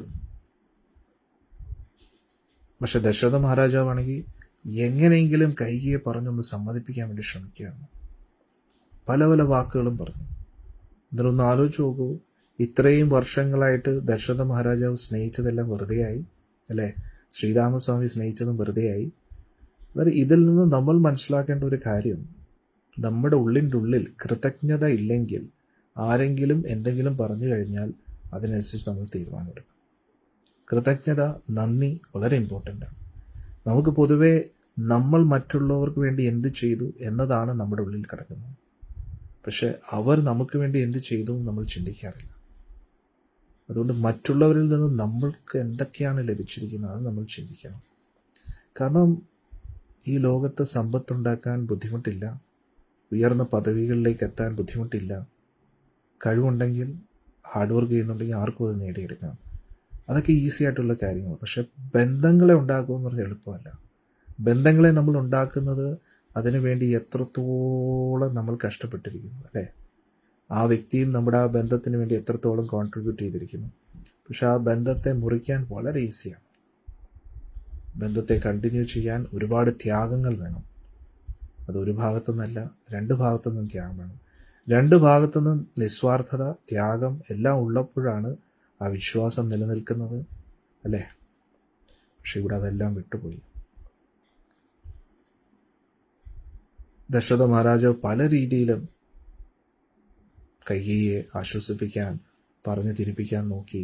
പക്ഷേ കൈകേയി വിചാരിക്കുകയാണ്, ഇനി എന്തൊക്കെ പറഞ്ഞാലും എന്നെ ഒരു മണ്ടിയാക്കാൻ ദശരഥ മഹാരാജാവിന് കഴിയില്ല. കാരണം ഇതിനെക്കുറിച്ച് മന്ദര നേരത്തെ പറഞ്ഞിരുന്നു. പലതും പറഞ്ഞ് ദശരഥ മഹാരാജാവ് നിന്നെ സന്തോഷിപ്പിക്കാൻ നോക്കും, പക്ഷെ ഒരു കാരണവശാലും രാമനെ വനവാസത്തിൽ അയക്കുന്നതിൽ നിന്നും പിന്തിരിയരുത്. ഭരതനെ രാജാവാക്കിയില്ലെങ്കിലും കുഴപ്പമില്ല, പക്ഷേ രാമൻ വനവാസത്തിന് പോകേണ്ടത് വളരെ അത്യാവശ്യമാണെന്ന് പറഞ്ഞു. എന്നിട്ട് മന്ദര കൈകേയി അതിനനുസരിച്ച് ചിന്തിക്കുകയാണ്. എന്തായാലും ദശരഥ മഹാരാജാവും കൗശല്യയും കൂടെ ചേർന്ന് ഇനി എന്നെ പറ്റിക്കാൻ കഴിയില്ല, ഇങ്ങനെയൊക്കെയായിരുന്നു ഉള്ളിൽ ചിന്തിക്കുന്നത്. അന്നേരം മറ്റുള്ളവരല്ല നമ്മളെ പഠിപ്പിക്കേണ്ടത് നമ്മൾ എന്ത് ചിന്തിക്കണം. നമ്മൾ സ്വയം നമ്മുടെ ബുദ്ധി ഉപയോഗിച്ച് മനസ്സിലാക്കണം. ഗുരുഭൂതന്മാർ പറയുന്നത് കേൾക്കണം. കാരണം അവർ നൽകുന്ന ഉപദേശങ്ങൾ നമ്മളെ ശരിയായിട്ടുള്ള തീരുമാനങ്ങൾ എടുക്കാൻ നമ്മളെ സഹായിക്കും. പക്ഷേ ആരെങ്കിലും പറയുന്ന എന്തെങ്കിലും കേട്ടിട്ട് നമ്മൾ നമ്മുടേതായിട്ടുള്ള ചിന്തകളെയും തീരുമാനങ്ങളെയും അതിനനുസരിച്ച് ചേഞ്ച് ചെയ്യാൻ ശ്രമിക്കരുത്. മനസ്സിലാവുന്നുണ്ടോ? ഈ ലോകത്തുള്ള എല്ലാവരും ആരെങ്കിലും പറയുന്ന എന്തെങ്കിലും പറയുന്നതനുസരിച്ച് തന്നെയാണ് ജീവിക്കുന്നത്. പക്ഷേ അതിൻ്റെ സ്രോതസ് കറക്റ്റ് ആയിരിക്കണം, അതിൻ്റെ സോഴ്സ് കറക്റ്റ് ആയിരിക്കണം. ഇപ്പം കുട്ടിക്കാലം മുതലേ നമ്മൾ എങ്ങനെയാണ് ഇങ്ങനെയായത്? കുട്ടിക്കാലം മുതലേ നമ്മൾ ഇതുവരെ നമ്മൾ എങ്ങനെ ഇങ്ങനെയായി? നമ്മൾ പലരിൽ നിന്നും കേട്ട പലതിൻ്റെ അടിസ്ഥാനത്തിലല്ലേ നമ്മൾ ഇങ്ങനെയായത്, അല്ലേ? എന്നിട്ട് ആരുടെയൊക്കെ മുമ്പിൽ നമ്മൾ ചെവി കൊടുത്തിട്ടുണ്ടോ? എന്നിട്ട് ആ കേട്ടതിൻ്റെ അടിസ്ഥാനത്തിൽ നമ്മൾ അത് ഉള്ളിലേക്ക് എടുത്തു പോകും. അതിൻ്റെ അടിസ്ഥാനത്തിലാണ് നമ്മൾ ഇങ്ങനെയായത്. അതുകൊണ്ട് എവിടെ നമ്മുടെ ചെവി കൊടുക്കുന്നു അത് നമ്മൾ ശ്രദ്ധിക്കണം. പിന്നെ ആ കേട്ട കാര്യങ്ങൾ എത്രത്തോളം മനസ്സിൻ്റെ ഉള്ളിലേക്ക് കയറ്റുന്നു, എത്രത്തോളം ഹൃദയത്തിൻ്റെ ഉള്ളിലേക്ക് കയറ്റുന്നു, ഇതൊക്കെ വളരെ ഇമ്പോർട്ടൻ്റ് ആണ്. കേട്ട കാര്യങ്ങൾ മനസ്സിൻ്റെ ഉള്ളിൽ കയറ്റുന്നതിൻ്റെ അർത്ഥം കേട്ടതിൻ്റെ അടിസ്ഥാനത്തിൽ നമ്മൾ ചിന്തിച്ചു തുടങ്ങി എന്നാണ്. അന്നേരം ആ ചിന്തിക്കുന്ന കാര്യങ്ങളെ ഇനിയും ആഴത്തിലേക്ക് ഹൃദയത്തിലാക്കി കഴിഞ്ഞാൽ നമ്മുടെ സങ്കല്പങ്ങൾ കംപ്ലീറ്റ്ലി മാറുകയാണ്. കേട്ടതിൻ്റെ അടിസ്ഥാനത്തിൽ ചിന്തിക്കുന്നത് ഓക്കെ, പക്ഷെ കേട്ടതിൻ്റെ അടിസ്ഥാനത്തിൽ നമ്മുടെ സങ്കല്പങ്ങൾ ഫുള്ളി ആ ഒരു കോൺസെപ്റ്റ് ഹൃദയത്തിലായി കഴിഞ്ഞാൽ പിന്നെ അത് മാറ്റാൻ ഭയങ്കര ബുദ്ധിമുട്ടാണ്. ഹൃദയത്തിലാക്കി കഴിഞ്ഞാൽ പിന്നെ മാറ്റാൻ കഴിയില്ല. ഒരു വാക്ക് കേട്ടിട്ട് അത് ഹൃദയത്തിലായി കഴിഞ്ഞാൽ പിന്നെ അത് മാറ്റാൻ പറ്റത്തില്ല. അതുകൊണ്ട് നമ്മൾ വളരെ ശ്രദ്ധിക്കണം. എന്നാൽ ഇവിടെ ദശരഥ മഹാരാജാവ്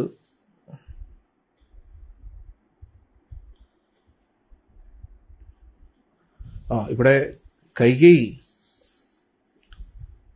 മന്ദര പറഞ്ഞ കാര്യങ്ങളൊക്കെ ഓർക്കുകയാണ്. ദശരഥ മഹാരാജാവ് വേറെ പല വരങ്ങൾ നൽകി നിന്നെ സന്തോഷിപ്പിക്കാൻ നോക്കും, പക്ഷെ അതിലൊന്നും നീ വീഴരുത്. ദശരഥ മഹാരാജാവ് എന്ത് പറഞ്ഞാലും അതിലൊന്നും നീ സ്വീകരിക്കരുത് എന്ന് പറഞ്ഞ് കൈകേയി ശാന്തയായിട്ട് ഇരിക്കാൻ തുടങ്ങി, ഒന്നും മിണ്ടാതെ. ദശരഥ മഹാരാജാവിന് ഒന്നും ചിന്തിക്കാൻ കഴിയുന്നില്ല എന്ത് പറയണമെന്ന്. രാമനോടുള്ള സ്നേഹം ഒരു പക്ഷത്ത്, പിന്നെ രണ്ടാമത് കൈകേയി കൊടുത്ത വരം, വാക്ക്. ഇപ്പോൾ ആ കൈകേയി ഏറ്റവും കൂടുതൽ രാമൻ സ്നേഹിച്ച ആ കൈകേയി, ദശരഥ മഹാരാജ് സ്നേഹിച്ച ആ കൈകേയി ദശരഥ മഹാരാജിനെ വേദനിപ്പിച്ചുകൊണ്ടിരിക്കുകയാണ്. ദശരഥ മഹാരാജാവ് ഒട്ടും ചിന്തിക്കാൻ പോലും കഴിയുന്നില്ല രാമനെ വനവാസത്തിൽ അയക്കാൻ. അതുകൊണ്ട് അങ്ങനെ ഞാൻ ചെയ്യുകയാണെങ്കിൽ ഇനി എൻ്റെ വംശത്തിൻ്റെ പേര് എന്താണ്? വാക്ക് പാലിച്ചില്ല എന്നാവത്തില്ലേ? കാരണം ഈ ഒരു വംശത്തിലുള്ള ഒരു രാജാവും ഇതുവരെയും വാക്ക് തെറ്റിച്ചിട്ടില്ല. ദശരഥ മഹാരാജാവ് വീണ്ടും കൈയെടുത്ത് പറയാണ്, രാമനെ വനവാസത്തിൽ അയക്കുന്നതിലൂടെ നിനക്ക് എന്ത് ലഭിക്കാനാണ്? രാമൻ എപ്പോഴും നിന്റെ സേവകനെ പോലെ നിനക്ക് വേണ്ടി ഓരോ കാര്യങ്ങൾ ചെയ്യുന്നില്ലേ? എപ്പോഴും നിന്റെ നന്മയ്ക്ക് വേണ്ടി പ്രവർത്തിക്കുന്നില്ലേ? എനിക്ക് രാമനിൽ നിന്ന് ഇതുവരെയും രാമനെക്കുറിച്ച് ഒരു പരാതിയും ആരിൽ നിന്നും കിട്ടിയിട്ടില്ല. രാമന്റെ സേവകരിൽ നിന്ന് പോലും രാമനെക്കുറിച്ച് ഒരു പരാതി എനിക്ക് കിട്ടിയിട്ടില്ല. മുതിർന്നവരെ കുറിച്ച് പോട്ടെ, രാമനെ ആശ്രയിക്കുന്ന, അതായത് അനുജന്മാരിൽ നിന്നോ രാമന്റെ സേവകരിൽ നിന്നോ പോലും ഇതുവരെയും എനിക്ക് രാമനെക്കുറിച്ച് ഒരു പരാതി കിട്ടിയിട്ടില്ല. മുതിർന്നവര് പിന്നെ എങ്ങനെ പറയാനാണ്? കാരണം നമ്മളെക്കാട്ടി നമ്മുടെ അനുയായികൾ, അതായത് നമ്മുടെ കീഴിൽ ജോലി ചെയ്യുന്നവരോ അല്ലെങ്കിൽ പിന്നെ അനുജന്മാരോ, അവരൊക്കെ ചിലപ്പോൾ മുതിർന്ന വ്യക്തികളിൽ നിന്ന് ചിലപ്പോൾ ഒരു എന്തെങ്കിലും ഉദ്ദേശമായിട്ടുള്ള വാക്കുകളോ അനുഭവങ്ങളോ ഉണ്ടാവും. അങ്ങനത്തെ പോലും പരാതി രാമനെക്കുറിച്ച് കേട്ടിട്ടില്ല. രാമൻ സത്യസന്ധനാണ്, ദാനധർമ്മങ്ങൾ ചെയ്യുന്ന ആളാണ്, തപസ്യാണ്, ആത്മനിയന്ത്രണമുള്ള ആളാണ്, കാരുണ്യമുള്ള ആളാണ്, സ്വഭാവമില്ല. അതായത് രണ്ട് തരത്തിലുള്ള സ്വഭാവമില്ല, പുറത്തൊന്നും ഉള്ളിൽ വേറെയും. നല്ല പണ്ഡിതനാണ്, എപ്പോഴും മുതിർന്നവരെ ബഹുമാനിക്കും. ഇതെല്ലാം എപ്പോഴും രാമനിലുള്ള ഗുണങ്ങളാണ്. അല്ലാതെ ചിലപ്പോൾ നല്ല സ്വഭാവം, പിന്നെ മോശ സ്വഭാവം, അങ്ങനെയല്ല. അങ്ങനെയുള്ള രാമനെ നീ എന്തിനാണ് ഇത്രയും വേദനിപ്പിക്കാൻ ആഗ്രഹിക്കുന്നത്?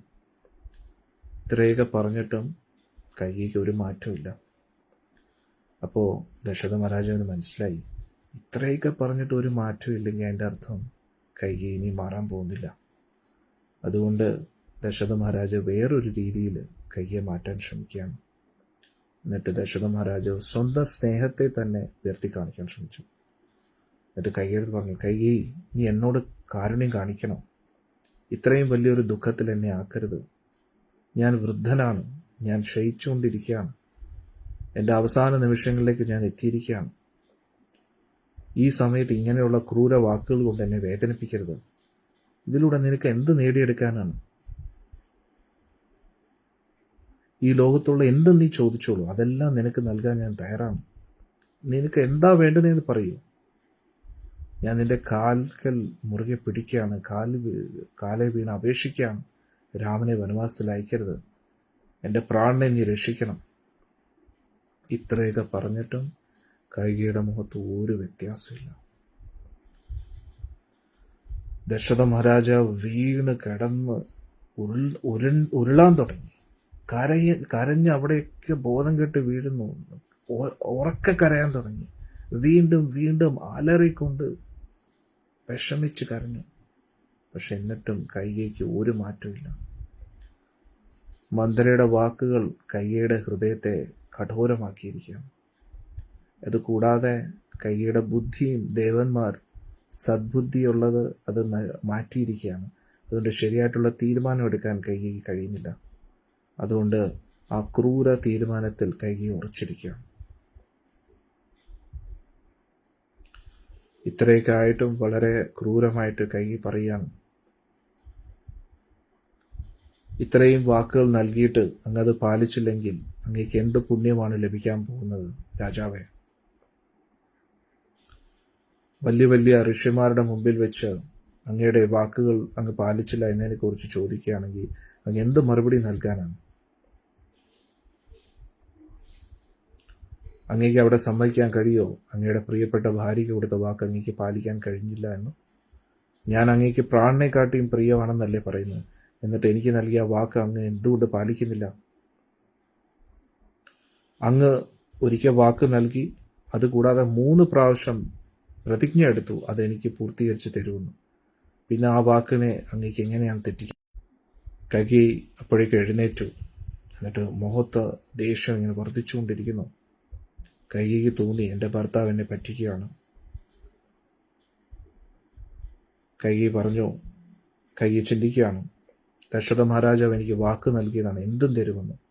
ഇപ്പോൾ അതിൽ നിന്ന് തിരിയുകയാണ്. അതുകൊണ്ട് കൈകേയിക്ക് ഉറപ്പായി. കൈകേയി ഇങ്ങനെ ചിന്തിക്കുകയാണ്, എൻ്റെ അർത്ഥം ഇദ്ദേഹത്തിന് എന്നോടൊരു സ്നേഹമില്ല, ഇദ്ദേഹത്തിൻ്റെ സ്നേഹമില്ല അഭിനയമാണ് എന്ന് കൈകേയി ചിന്തിക്കാൻ തോന്നുന്നു. ഇങ്ങനെ ഒരു പ്രവൃത്തിയിലൂടെ രാജാവെ അങ്ങ് ഈ കുലത്തെ മുഴുവൻ അപമാനിക്കുകയാണ്. അങ്ങേക്ക് അങ്ങയുടെ പൂർവികരെക്കുറിച്ച് ഓർമ്മയില്ലേ? അവരവരുടെ വാക്കുകൾ പാലിക്കാൻ വേണ്ടി അവരുടെ പ്രാണൻ പോലും ത്യജിക്കാൻ തയ്യാറായി. അതുകൊണ്ട് മൂഢനായ രാജാവെ, എന്ത് വില കൊടുക്കാനും രാമനെ പട്ടാഭിഷേകത്തിലൂടെ യുവരാജാവാക്കാൻ അങ്ങ് എന്ത് വില കൊടുക്കാനും എന്നാണ് എനിക്ക് മനസ്സിലാക്കിയിരിക്കുന്നത്. എനിക്ക് തോന്നുന്നു അങ്ങ് കൗശല്യമായിട്ട് ഒത്തുകൂടി എടുക്കുന്ന തീരുമാനമാണ് എന്ന് പറഞ്ഞ് കൈകേയി കൂടുതൽ ക്രുദ്ധയായി. കൈകേയി ചിന്തിക്കുകയാണ്, കൗശല്യയുടെ പുത്രന് വേണ്ടി ദശരഥ മഹാരാജാവ് എന്തും ചെയ്യാൻ തയ്യാറായിട്ട് നിൽക്കുകയാണ്. പക്ഷെ അതേ സമയത്ത് കൈകേയിയെ കുറിച്ച് ഒരു ചിന്തയും ദശരഥ മഹാരാജാവിനില്ല. കൈകേയിയുടെ അവകാശങ്ങളെ തടയുകയാണ്. അതിനുവേണ്ടി അപമാനിതനാകാനും ദശരഥ മഹാരാജ് തയ്യാറായിട്ടിരിക്കുകയാണ്. അപ്പോൾ കൈകേയി പറഞ്ഞു, അങ്ങ് നൽകിയ വാക്ക് ധർമ്മമാണെങ്കിലും അധർമ്മമാണെങ്കിലും അങ്ങ് ആത്മാർത്ഥമായിട്ടല്ലേ അത് നിറവേറ്റാമെന്ന് പാലിച്ചിരിക്കുന്നു. അതുകൊണ്ട് അങ്ങേക്ക് അതിൽ നിന്ന് പിന്തിരിയാൻ കഴിയില്ല.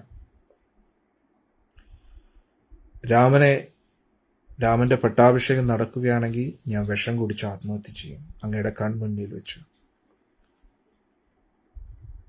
കൗശല്യയുടെ മകൻ രാജാവായിട്ട് കാണുന്നതിനെ കാട്ടിയും കൗശല്യ ഒരു രാജാവിൻ്റെ അമ്മയായിട്ട് ഇരിക്കുന്നതിനെ കാട്ടിയും എനിക്ക് മരിക്കുന്നതാണ് ഭേദമെന്ന് തോന്നുന്നു. ഞാൻ എൻ്റെ മകനായ ഭരതൻ്റെ പേരിൽ പ്രതിജ്ഞ എടുക്കുന്നു, എൻ്റെ പേരിലും പ്രതിജ്ഞ എടുക്കുന്നു. രാമൻ്റെ വനവാസമല്ലാതെ വേറൊന്നും ഞാൻ സ്വീകരിക്കാൻ തയ്യാറല്ല. ഇത് കേട്ടതോടുകൂടി ദശരഥ മഹാരാജാവ് വിറയ്ക്കാൻ തുടങ്ങി. ദുഃഖത്തിൽ കൂടുതൽ പരിഭ്രമത്തിലായി. അദ്ദേഹം വളരെയധികം വിഷമത്തോടുകൂടി കൈകേയിയുടെ മുഖത്തെ നോക്കി. ഈ വാക്കുകൾ കേട്ടിട്ട് കൂടുതൽ ദുഃഖത്തിലായി ദശരഥ മഹാരാജാവ്. ഈ വാക്കുകൾ ഇടിവെട്ടുന്ന പോലെയായിരുന്നു ദശരഥ മഹാരാജാവിൻ്റെ ഹൃദയത്തിൽ അടിച്ചത്. ഒരു മരം വീഴുന്നത് പോലെ, ഇടിവെട്ടി മരം വീഴുന്നത് പോലെ ദശരഥ മഹാരാജ വീണ്ടും ബോധം കെട്ടി വീഴുകയാണ്. രാമ രാമ എന്ന് പറഞ്ഞിട്ട് ബോധം കെട്ടി വീഴും. സ്വബോധം നഷ്ടപ്പെട്ട ഒരു വ്യക്തിയെ പോലെ അദ്ദേഹം വെറും തറയിൽ ഇങ്ങനെ കിടക്കുകയാണ് ഒരുപാട് നേരം. എങ്ങനെയൊക്കെയോ സ്വബോധം തിരിച്ചു കിട്ടിയപ്പോൾ വീണ്ടും എഴുന്നേറ്റു. തൊണ്ടയൊക്കെ ഇടറി വളരെയധികം കരഞ്ഞുകൊണ്ട് യാചിക്കുന്ന ഒരു യാചകനെ പോലെ യാചിക്കുകയായിരുന്നു ദശരഥ മഹാരാജാവ്. അദ്ദേഹം പറഞ്ഞു,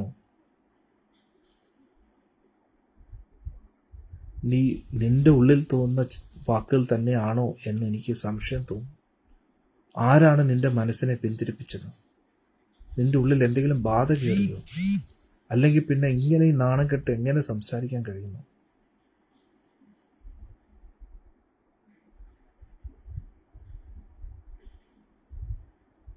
ഇങ്ങനെ ഒരു ഭയം നിന്റെ ഉള്ളിൽ എങ്ങനെയാണ് രാമനെക്കുറിച്ച് തോന്നുക? രാമനെ നീ എന്തുകൊണ്ടാണ് ശത്രുവായിട്ട് കാണുന്നത്? എന്തുകൊണ്ടാണ് നീ ഇത്രയും ക്രൂര വാക്കുകൾ രാമനെക്കുറിച്ച് പറയുന്നത്? രാമന് പകരം ഭരതനെ സിംഹാസനത്തിൽ ഇരുത്തുന്നതിലൂടെ നിനക്ക് എന്ത് ലാഭമാണ് ലഭിക്കുന്നത്? ഞാൻ ഭരതനെ മനസ്സിലാക്കിയിടത്തോളം രാമനെ ഉപേക്ഷിച്ചിട്ട്, രാമനെ മാറ്റിയിട്ട് ഭരതനും അവിടെ ഇരിക്കാൻ തയ്യാറാവത്തില്ല. രാമനില്ലാതെ ഭരതൻ ഒരിക്കലും സിംഹാസനത്തിൽ ഇരിക്കാൻ തയ്യാറാകത്തില്ല. കാരണം രാജാവ് ചിന്തിക്കുകയാണ്, അദ്ദേഹം എത്രയോ പ്രാവശ്യം കണ്ടിരിക്കുന്ന ഭരതൻ എങ്ങനെയാണ് രാമനെ സ്നേഹിക്കുന്നത്. അതുകൊണ്ട് രാമനില്ലാതെ ഭരതൻ ഒരിക്കലും സിംഹാസനം സ്വീകരിക്കത്തില്ല. അതുകൊണ്ട് ഇങ്ങനെ നടക്കുമെന്ന് കൈകേയി എന്തുകൊണ്ട് ഇപ്പോഴും വിശ്വസിക്കുന്നു? അപ്പോൾ ദശരഥ മഹാരാജാവ് ചിന്തിച്ചു, ഇത് ദൈവത്തിൻ്റെ എന്തെങ്കിലും നിയോഗമാണോ? ദൈവനിയോഗത്താലാണോ ഇങ്ങനെ സംഭവിക്കുന്നത്? അപ്പോൾ അദ്ദേഹം ചിന്തിച്ചു, പക്ഷെ ദേവന്മാർക്ക് എന്ത് ലാഭം ലഭിക്കാനാണ് രാമനെ ഈ സിംഹാസനത്തിൽ നിന്ന് അകറ്റുന്നതിലൂടെ? 14 വർഷം രാമൻ എന്തിനാണ് വനവാസത്തിൽ പോകേണ്ടത്? ഇത് ദശരഥ മഹാരാജാവിന് ഒട്ടും വിശ്വസിക്കാൻ പറ്റുന്നില്ല, ചിന്തിക്കാൻ പറ്റുന്നില്ല. ദശരഥ മഹാരാജാവ് അദ്ദേഹത്തിൻ്റെ ചിന്തകളെക്കുറിച്ച് വീണ്ടും പറഞ്ഞു, രാമനോട് നീ വനത്തിൽ പോകൂ എന്ന് പറഞ്ഞിട്ട് ഞാൻ എങ്ങനെയാണ് സമാധാനത്തോടുകൂടി കഴിയുക? ചന്ദ്രന് ഗ്രഹണം ബാധിച്ചതുപോലെയായിരിക്കും ഞാൻ. എല്ലാ ദിശകളിൽ നിന്നും പല പല രാജാക്കന്മാരും വന്നിട്ടുണ്ട് രാമന്റെ പട്ടാഭിഷേകം കാണാനായിട്ട്. അവരെല്ലാവരും ചിന്തിക്കും, ഈ മൂഢനായിട്ടുള്ള വ്യക്തി എങ്ങനെയാണ് ഇത്രയും കാലം ഈ ലോകം ഭരിച്ചതെന്ന്. ബുദ്ധിമാനായിട്ടുള്ള വ്യക്തികളെല്ലാം ചോദിക്കുമ്പോൾ ഞാൻ അവർക്ക് എന്തുത്തരമാണ് നൽകുന്നത്? കൈകേയി പറഞ്ഞതിൻ്റെ പേരിൽ ഞാൻ രാമനെ വനവാസത്തിന് അയച്ചു എന്ന് പറയുമ്പോൾ എത്ര നാണക്കേടായിരിക്കും. നമ്മുടെ ഈ കുലം കളങ്കിതമാകത്തില്ലേ? ഞാൻ വാക്ക് പാലിക്കാൻ വേണ്ടി എന്ന് പറഞ്ഞാലും എൻ്റെ സത്യത്തെ, ഞാൻ നിനക്ക് നൽകിയ വാക്കിൻ്റെ പേരിലാണ് ഇത് ചെയ്യുന്നത് എന്ന് പറഞ്ഞാലും രാമനെ യുവരാജാവാക്കുന്നു എന്ന വാക്കിന് പിന്നെ എന്തെങ്കിലും അർത്ഥമുണ്ടോ? ഇത്രയും പറഞ്ഞിട്ട് ദശരഥ മഹാരാജാവ് പുറമോട്ട് വീഴുകയാണ്.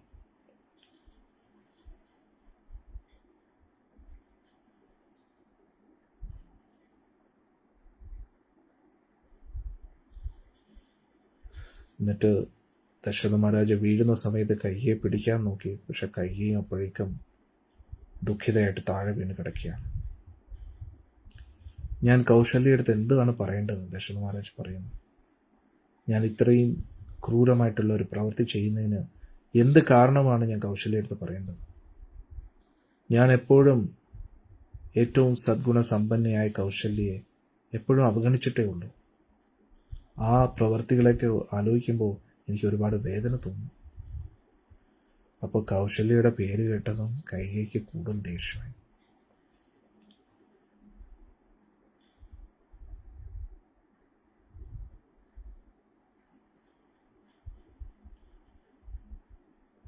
കൗശല്യയുടെ പേര് കേട്ടപ്പോൾ കൈകേയിക്ക് കൂടുതൽ ദേഷ്യമായി. ദേഷ്യം കൊണ്ട് വിറയ്ക്കാൻ തുടങ്ങി. എന്നിട്ട് ദശരഥ മഹാരാജ് പറയാൻ തുടങ്ങി,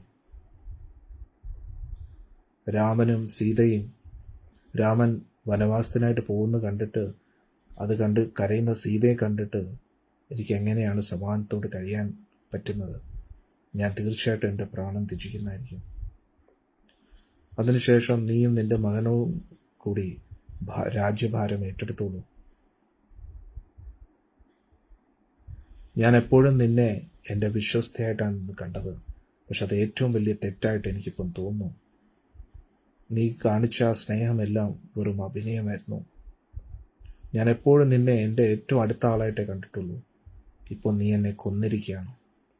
എങ്ങനെയാണോ ഒരു വേടൻ മാൻപേടെ വേട്ടയാടുന്നത്, അതേപോലെ നീ എന്നെ വേട്ട ചെയ്ത് കൊന്നിരിക്കുകയാണ്.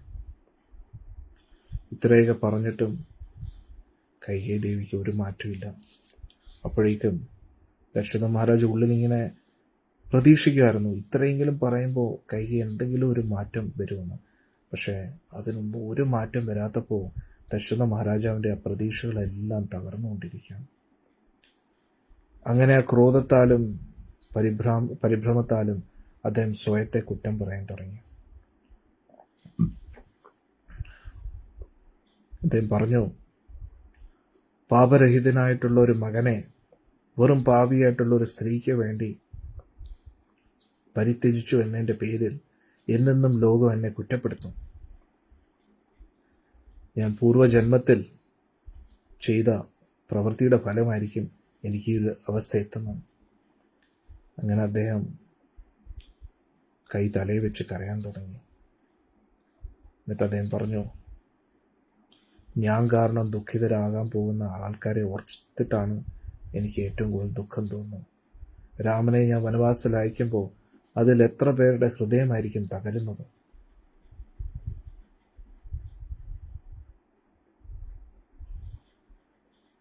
രാമൻ ഒരു അച്ഛൻ്റെ എല്ലാവിധ സ്നേഹവും അർഹിക്കുന്ന പുത്രനാണ്. അങ്ങനെയുള്ളൊരു മകനെ പരിത്യജിക്കുന്നതിലൂടെ ഈ അച്ഛനെ എല്ലാവരും കുറ്റപ്പെടുത്തത്തില്ലേ? ഈ വൃദ്ധനായ മൂഢനായ രാജാവ് കാമത്തിൽ അടിമപ്പെട്ട് സ്വന്തം പ്രിയപ്പെട്ട മകനെ പോലും രക്ഷിക്കാൻ കഴിഞ്ഞില്ല. ഇങ്ങനെ ദുഃഖത്തിൽ ആണ്ടാണ്ട് ദശരഥ മഹാരാജ് ഉറക്കെ നിലവിളിച്ച് കരയാൻ തുടങ്ങി. കൈകേയി ഒരുപാട് കുറ്റപ്പെടുത്തി. എന്നിട്ട് വീണ്ടും വീണ്ടും യാചിക്കുകയാണ്, കൈകേയി എന്നോട് കാരുണ്യം കാണിക്കൂ, കാരുണ്യം കാണിക്കൂ. വീണ്ടും വീണ്ടും അപേക്ഷിച്ചു. സീതാദേവിയോട് കാരുണ്യം കാണിക്കൂ, സീതയോട് കാരുണ്യം കാണിക്കൂ, അയോധ്യാവാസികളോട് കാരുണ്യം കാണിക്കൂ, മറ്റു റാണിമാരോട് കാരുണ്യം കാണിക്കൂ. ഇങ്ങനെ പല രീതിയിലും കൈകേയിയെ മനസ്സ് മാറ്റാൻ ശ്രമിച്ചു. പക്ഷെ കൈകേയിക്ക് ഒരു മാറ്റമില്ല. അപ്പോഴേക്കും ദശരഥ മഹാരാജന് ഉറപ്പായി, ഇനി എന്തൊക്കെ ചെയ്തിട്ടും രക്ഷയില്ല, ഇനി രാമൻ്റെ വനവാസം തടയാൻ കഴിയില്ല. എല്ലാ പ്രതീക്ഷകളും നഷ്ടപ്പെട്ട് ദശരഥ മഹാരാജ് പറയുന്നു,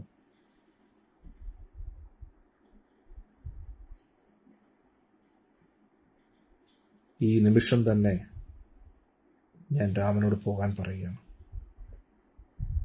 ഞാൻ പറയുന്ന ആ നിമിഷം തന്നെ രാമൻ അത് ചെയ്യുകയും ചെയ്യും. അതോടുകൂടി എൻ്റെ പ്രാണനും ഈ ശരീരത്തിൽ നിന്ന് പോകുന്നതാണ്. ഞാൻ ദേവലോകത്ത് ചെല്ലുമ്പോൾ ദേവന്മാരെല്ലാവരും എൻ്റെ ഈ നീച പ്രവൃത്തിക്ക് എന്നെ കുറ്റപ്പെടുത്തും. എന്നെന്നും നീ അപമാനിതയാകും, നീചയായ സ്ത്രീ. ഒരിക്കലും നിന്റെ ഈ പ്രവൃത്തിക്ക് ആരും നിന്നെ ഒരിക്കലും നല്ലത് പറയത്തില്ല. കാരണം ഏറ്റവും കീർത്തിമാനും യശസ്വിയായിട്ടുള്ള രാമനെ, ആ രാമനോട് ഇത്രയും വലിയ ക്രൂരത നീ എന്തുകൊണ്ട് ചെയ്തു, അതിനെന്തുകൊണ്ട് ഞാൻ കൂട്ടുനിന്നു എന്ന് എന്നെന്നും എല്ലാവരും ചോദിച്ചുകൊണ്ടിരിക്കും. ദശരഥ മഹാരാജാവ് രാമൻ കാട്ടിലേക്ക് പോകുന്ന ആ കാര്യം ഓർത്തോർത്ത് ഇങ്ങനെ വിഷമിച്ചുകൊണ്ടിരിക്കുകയാണ്. ഹരേ കൃഷ്ണ. അതാണ് ഇന്ന് നമ്മൾ രാമായണത്തിൽ പഠിക്കുന്നത്. നാളെ രാവിലെ 7 മണിക്ക് ബാക്കി ചർച്ച തുടരാം. നമ്മൾ മനസ്സിലാക്കേണ്ടത് ലൈഫ് എന്ന് പറയുന്നത് വളരെ ഡേഞ്ചറസ് ആണ്. ആരെങ്കിലും എന്തെങ്കിലും പറയുന്നത് കേട്ടതിൻ്റെ അടിസ്ഥാനത്തിൽ നമ്മളൊരു തീരുമാനം എടുക്കരുത്. അത് വലിയ വലിയ നാശനഷ്ടങ്ങളെ നമ്മുടെ ജീവിതത്തിൽ ഉണ്ടാക്കും. അതാണ് പ്രധാനമായിട്ടും മനസ്സിലാക്കേണ്ടത്. ഇനി നമുക്കൊരു കീർത്തനം കേട്ടിട്ട് ഇന്നത്തെ സത്സംഗം അവസാനിപ്പിക്കാം. നാളെ രാവിലെ 7 മണിക്ക് നമുക്ക് വീണ്ടും കാണാം.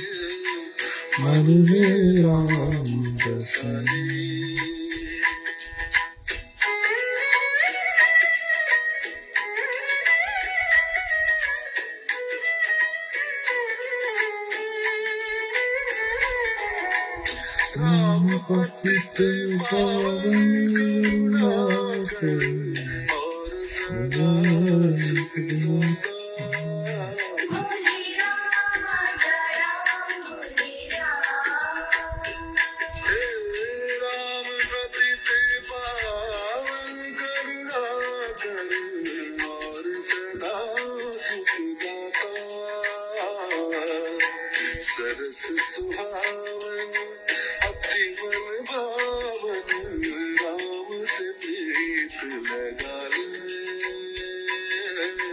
मन में राम बसा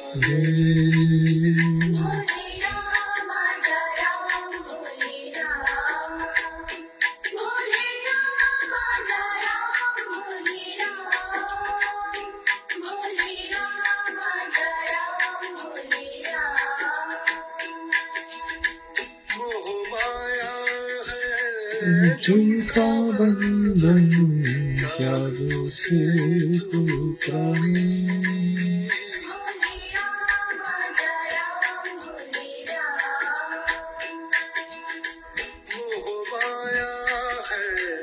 झूठा बंधन जादू से पुकारे। राम नाम की ज्योत जलाकर अपना भाग जगाए, मन में राम बसाए।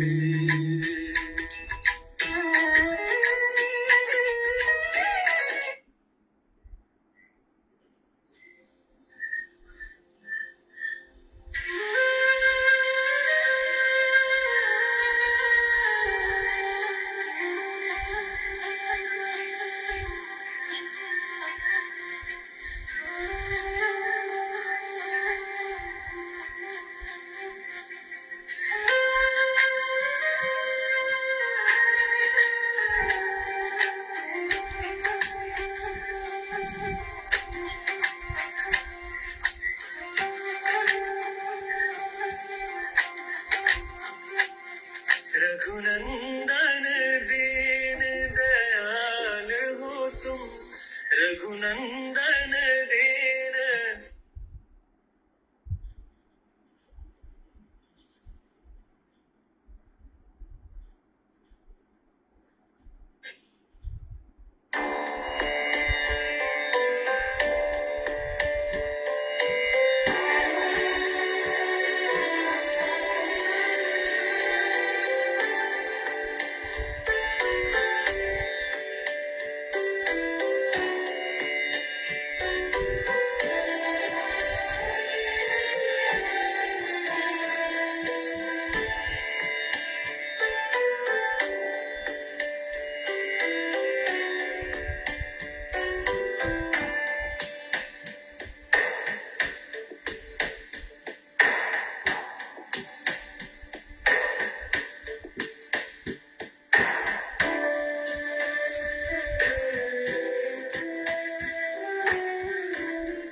पावन सीताराम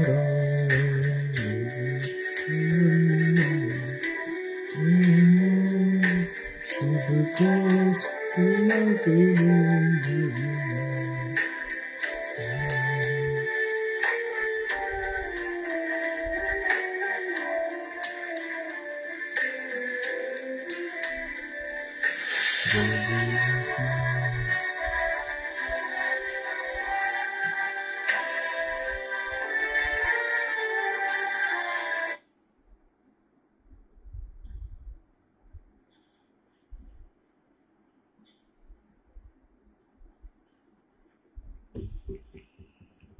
നെറ്റ് കുറച്ച് സ്ലോ ആണ്.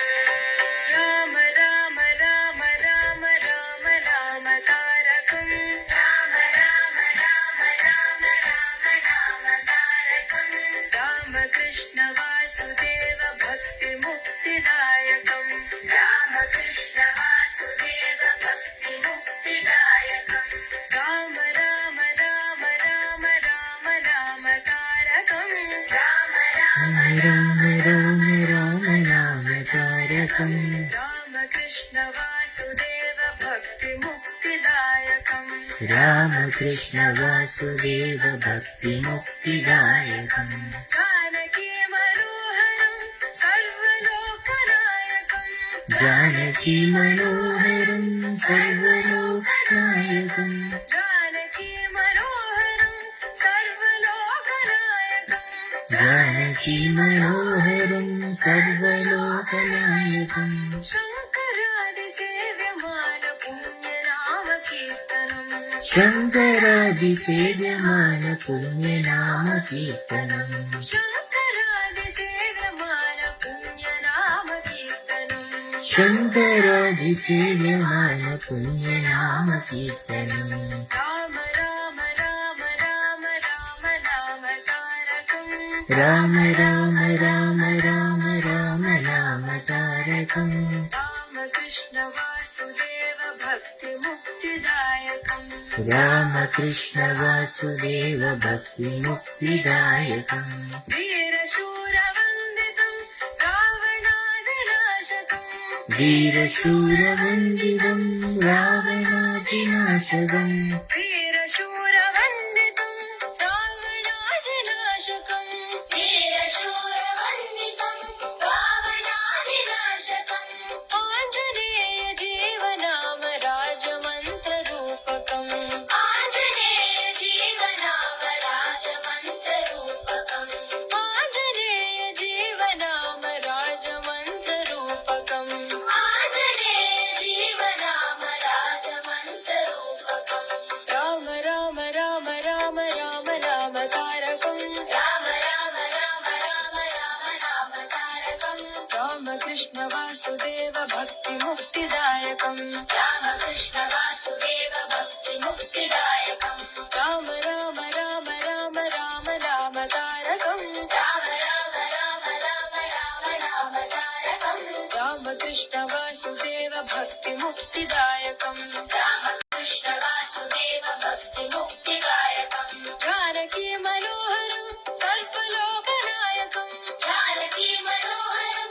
सर्वलोकनायकं जानकी मनोहरं सर्वलोकनायकं जानकी मनोहरं सर्वलोकनायकं शङ्करादिसेव्यमान पुण्यनाम कीर्तनं शङ्करादिसेव्यमान पुण्यनाम कीर्तनं शङ्करादिसेव्यमान पुण्यनाम कीर्तनं शङ्करादिसेव्यमान पुण्यनाम कीर्तनं राम राम राम राम राम नाम तारकं राम राम राम राम राम नाम तारकं रामकृष्ण वासुदेव भक्ति मुक्तिदायकं रामकृष्ण वासुदेव भक्ति मुक्तिदायकं वीरशूरवन्दितं रावणादिनाशकं वीरशूरवन्दितं रावणादिनाशकं वीरशूरवन्दितं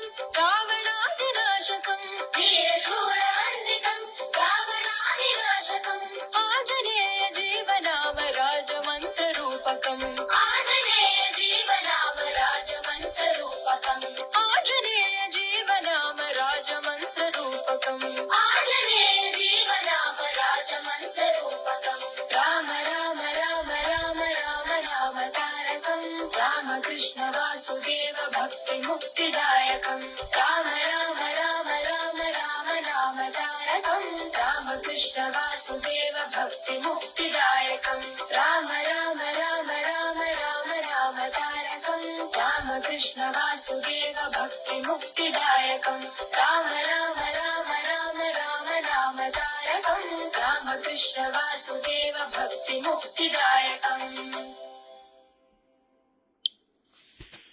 हरे कृष्णा। जय श्री राम। श्री रामचंद्र भगवान की जय, सीता मैया की जय, ലക്ഷ്മണ ഭരത ശത്രുഘ്ന സ്വാമി की जय, ഹനുമാൻ സ്വാമി की जय. ഇനി നാളെ രാവിലെ 7 മണിക്ക് നമുക്ക് കാണാം. ഇന്ന് വന്ന എല്ലാവർക്കും ഭഗവാന്റെ